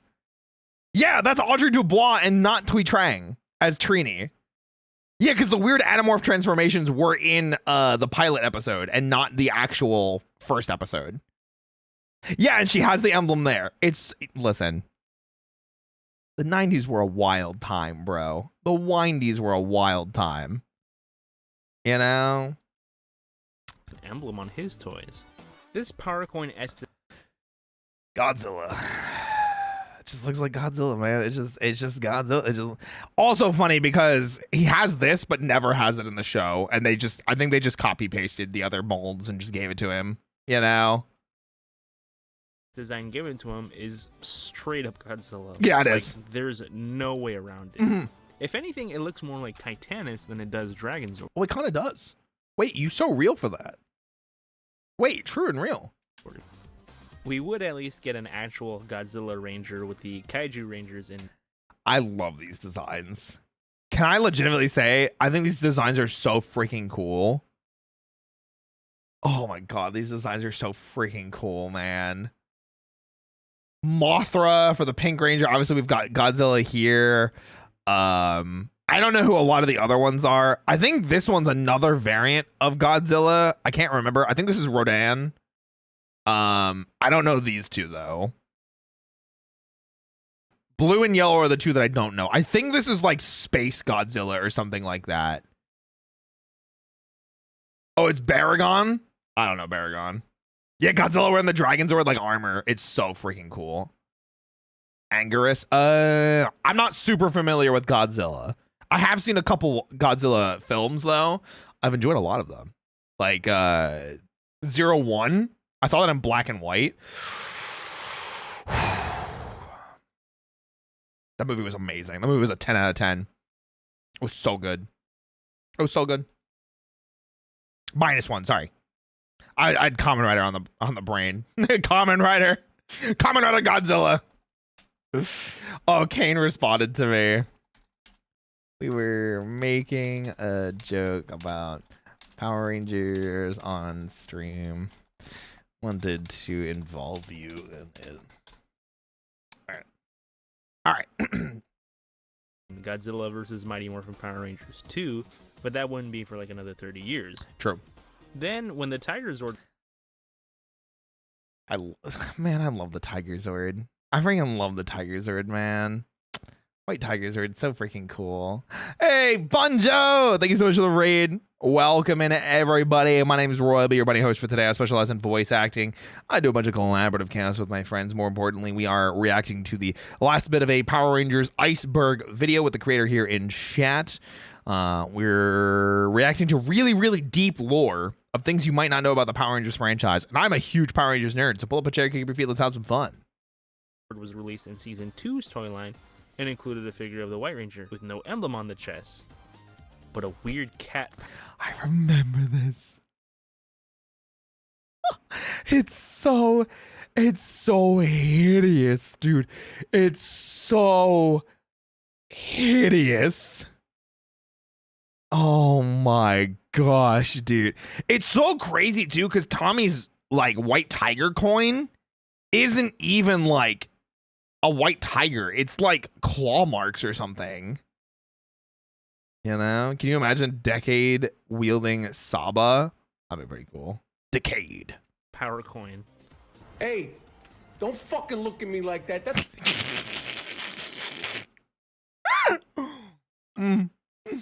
That's a weird looking fucking cat. We never got a Tommy Morpher until Legacy, but they still gave us this power coin? Dino Rangers pitch. So my initial prediction... Bioman. I knew we were going to talk about Bioman at some point. I always interpreted them as Fangs. I feel like Fangs makes the most sense because in Japan, in Dai Ranger, the Ranger is called the Kiba Ranger, which I think roughly translates to Fang. So, Kiba Ranger! Of getting the Bioman pilot is at least slowly coming true. In 2024, the Morphin Museum released clips from the Dino Rangers pitch. This one having been made after the Galaxy Rangers one, while not showing any brand new footage, does include some extended scenes from the ones shown in the Galaxy Rangers one, including a scene with an American-made Peebo watching Victor Lee show off his martial arts prowess. Yep. With another clip showing Zack questioning what looks to be a valet while he looks for terrorists. He looks for terrorists. Ah, yes. The pitch is about 6.5 minutes long, and the Morphin Museum will release it in full if their Patreon reaches 100 subscribers. I think this has been released now, right? I'm fairly certain it has been released now. You're on the mark for the translation. Awesome. And currently, as I write this, is at 71. So knowing my luck, this will probably release either right before or right after I upload this. Of course. Dino Fury's full theme. Dino Fury had a lot going for it, especially early on, but one thing that it was... Man. I'm like rubbing my face right now. Man, it's so unfortunate because Dino Fury, I think, started well. Muddled off really hard in the middle of it. Like halfway through season 1 for the rest of season 1. Not good.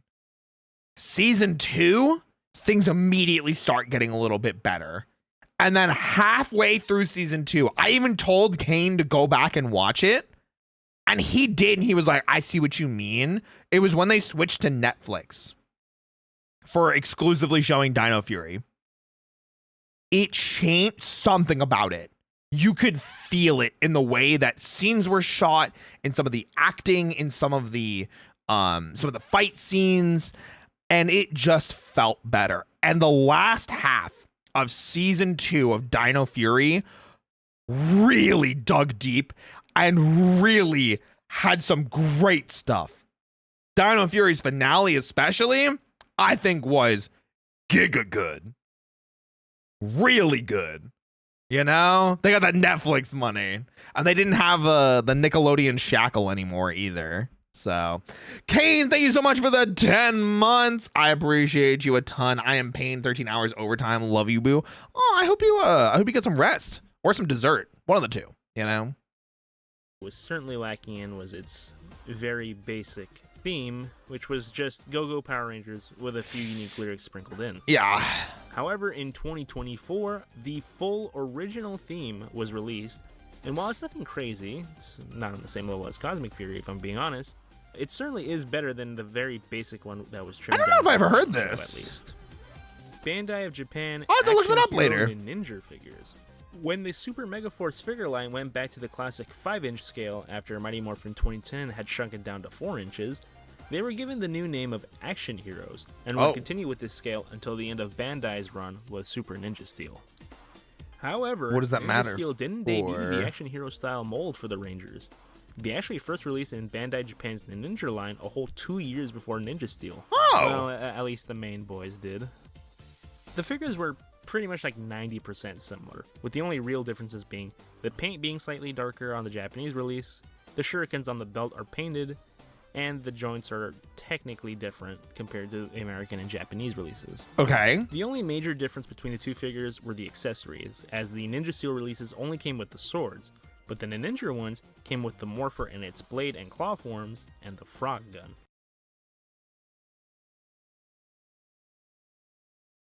That's such a shame.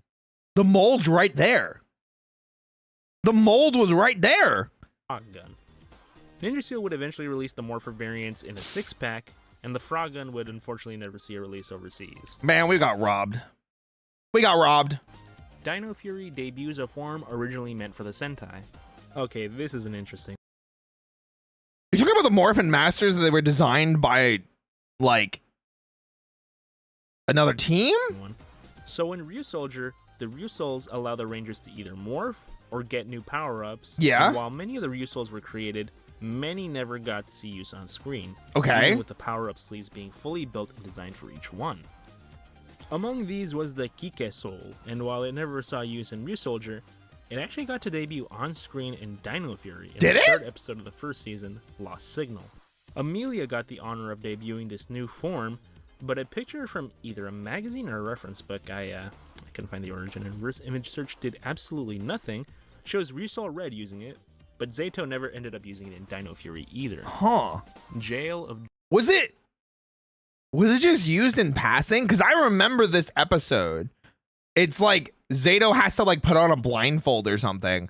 I don't remember what this did. It was just an ear. That's so weird, man. Yeah, one episode wonder. Gotta love it. Using it, but Zato never ended up using it. Movie music track from there. Jail of Jewel. Okay, I saw Castlevania for a second. This is the movie music track from the Castlevania series that debuted in the DS game Portrait of Ruin. A top-tier entry in the series, might I add. It's pretty good. It's pretty good. It's no Aria of Sorrow. I'm just saying. But it's still pretty good. But we ask ourselves yet again, what does this have to do with Power Rangers? I mean, they probably sampled it or something. I'm not surprised. Well, this track in particular features a portion that is strikingly similar to the 4th stage theme from the original Super Nintendo game. Have a listen. Okay. I'm listening. Yeah.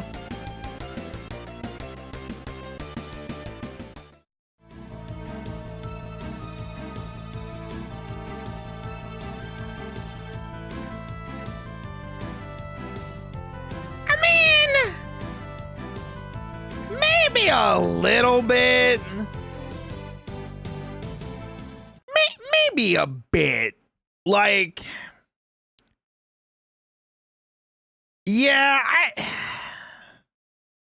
that one feels like a little bit of a stretch, but like, I don't not hear it. It's just like, Weird coincidence, right? Yeah. The similarity only gets weirder when okay. Listen, we reacted too soon. My apologies. Figure out that one of the composers on the original Super Nintendo game is Kinuyo Yamashita, who also co-composed the soundtrack for the original Castlevania on NES. Okay, well now it makes sense. With that in mind, you can really hear her Castlevania work shine through, especially in the sewer stage theme. If you listen to this without knowing it was from a Power Rangers game and looking at Castlevania footage, would you even question it?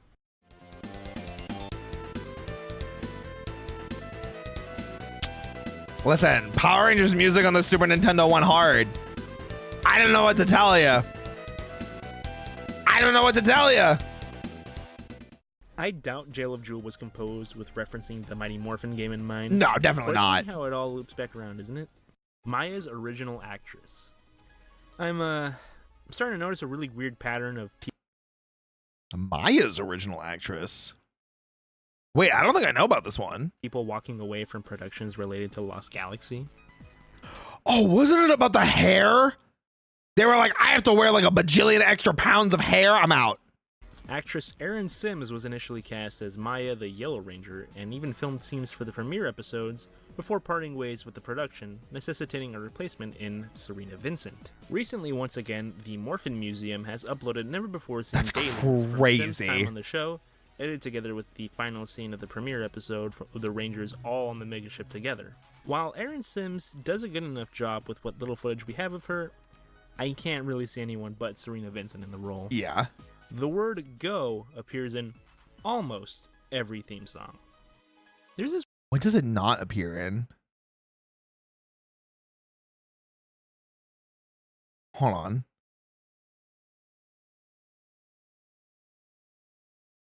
I know, I think it's in Dino Thunder. I think it's just briefly in Dino Thunder. I'm curious. Okay, hit me. I remember reading about years ago that said every Power Rangers theme had the word go in it. Not every. Go Go Power Rangers or Light Speed Go. There is always a go in every. Even if it's like the last word, it's probably RPM would make sense. Except when there's not. The Dino Fury, RPM, and so it is Dino Thunder. Cosmic Fury themes don't feature the word go in any capacity. And I'm not sure if the use of the word go was deliberately chosen to be used in every theme, or it's just one of those massive coincidences, but it's pretty interesting and something you'll never not think of now when you listen to every theme in the series. It is kind of weird though how Cosmic Fury didn't feature it, as its theme is just a reworked version of the Dino Fury one, which featured Go-Go Power Rangers in it, especially since that it's is the weird. Final season. Cosmic Fury just Oh, wait a minute. I also want to point this out. Talking about like the 20 episode thing with Cosmic Fury, it's crazy because they had Ollie, the Blue Ranger, be evil for like 6 out of 8 episodes. So he straight up didn't even get his Cosmic Fury suit, or like 7 out of 10 episodes rather. They had him evil for more than half of the season, for more than 3/4 of the season. it blows my mind because like we didn't get like any time with him being like a ranger, and by that time Zeta was like gone. Loves finding new ways to disappoint me, I guess. Austin St. John gay porn. Oh my god.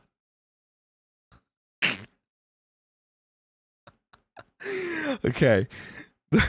Someone actually mentioned this in chat earlier. It's not real, but it is it's humorous in just reading that and not having context. You know what I mean? Rumors. An OG Power Rangers rumor from back in the day. Due to bearing a passing resemblance to a gay porn actor, rumors swirled that Austin St. John had gone down this route after his time on Power Rangers was over, and the fact that he had little to no public presence for a couple of years. Yeah, because he wanted to become a paramedic, right? Isn't that what he did? I recommend watching Wang's recent video on it, since he goes into a lot more detail. And he's also a top 5 favorite YouTuber, so check him out if you somehow already haven't. Floricienta crossover. What? And to finally cap off this iceberg once and for all, we have the strangest little crossovers the Rangers have ever been a part of. And that's saying something. Okay. During the Disney era, Disney never really cross-promoted the Rangers in ways like their other properties, aside from their appearances at Walt Disney World. Due to this, we never got anything like the Mystic Force of Waverly Place. That would have been really funny. That would have been amazing. I'm just saying. Or The Sweet Life of Dino Thunder, or okay, first of all, that would have been crazy. Any real company synergy like that. Except, once again, Latin America keeps winning and getting more exclusive content. Argentina! The Argentinian teen musical soap opera, Floricienta, was a contemporary retelling of Cinderella, and in one episode, the main character's younger brother is being tormented by the show's antagonist, and imagines the Dino Thunder Rangers coming to save him from her because he's a huge fan of the Rangers. What the heck? Why did we not get this? Simply incredible. Shame we never got any crossovers in the American Disney Channel shows, though. What? Okay, wait.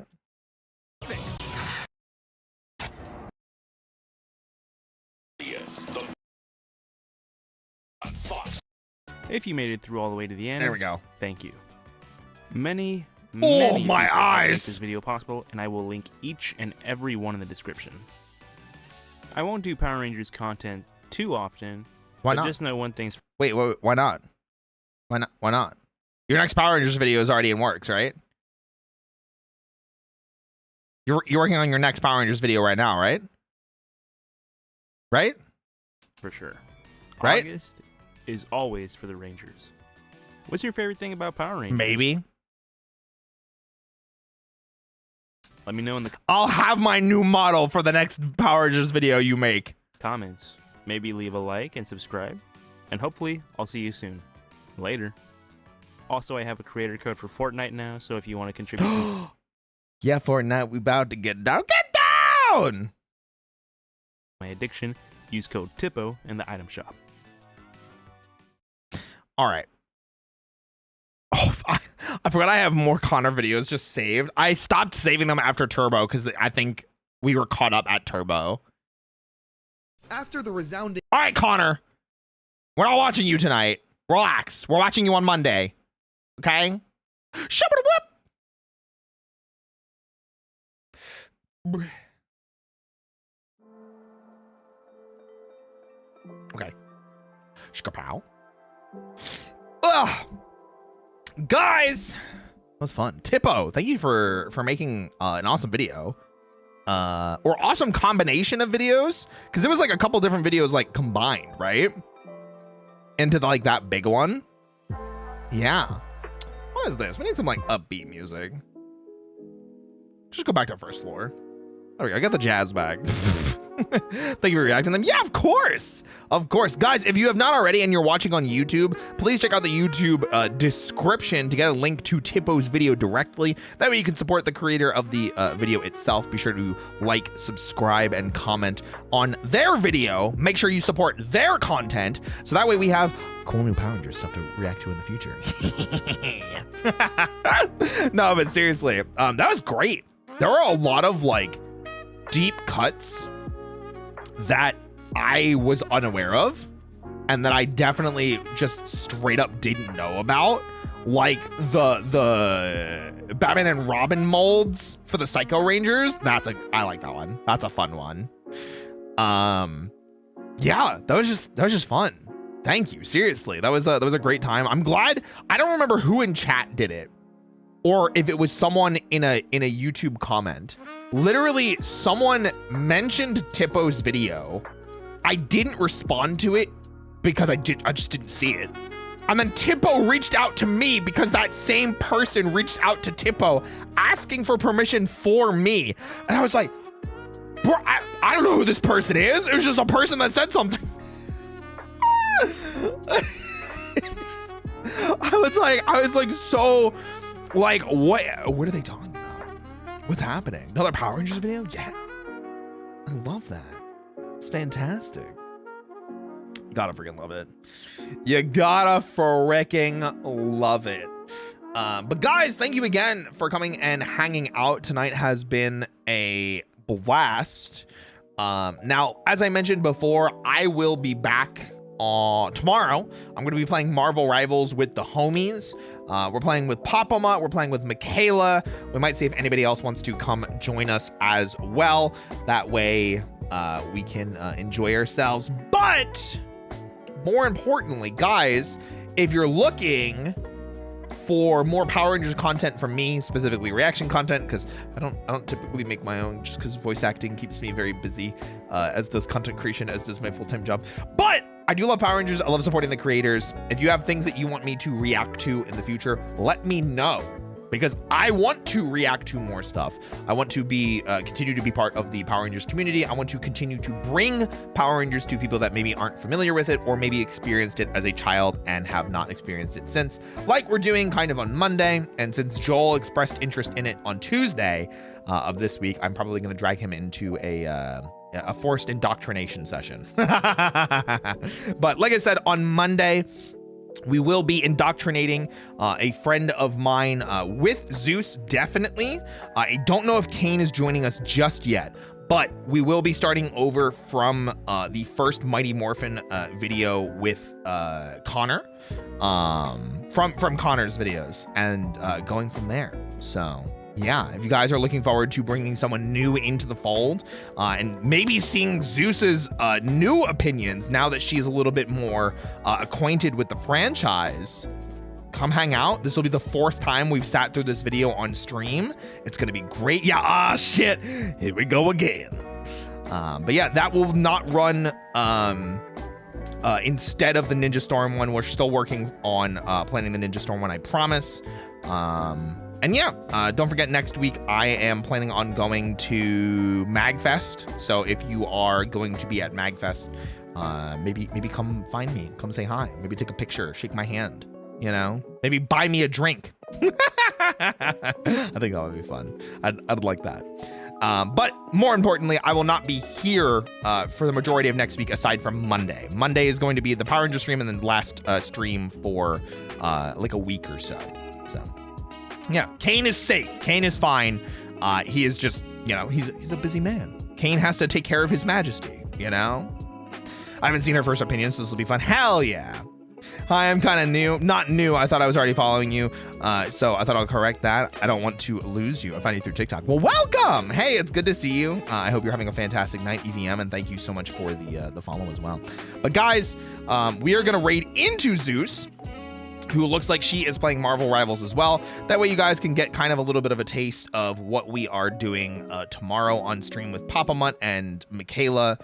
It is going to be super duper fun, and I hope you guys are looking forward to that. Guys, there is the raid starting. Thank you again.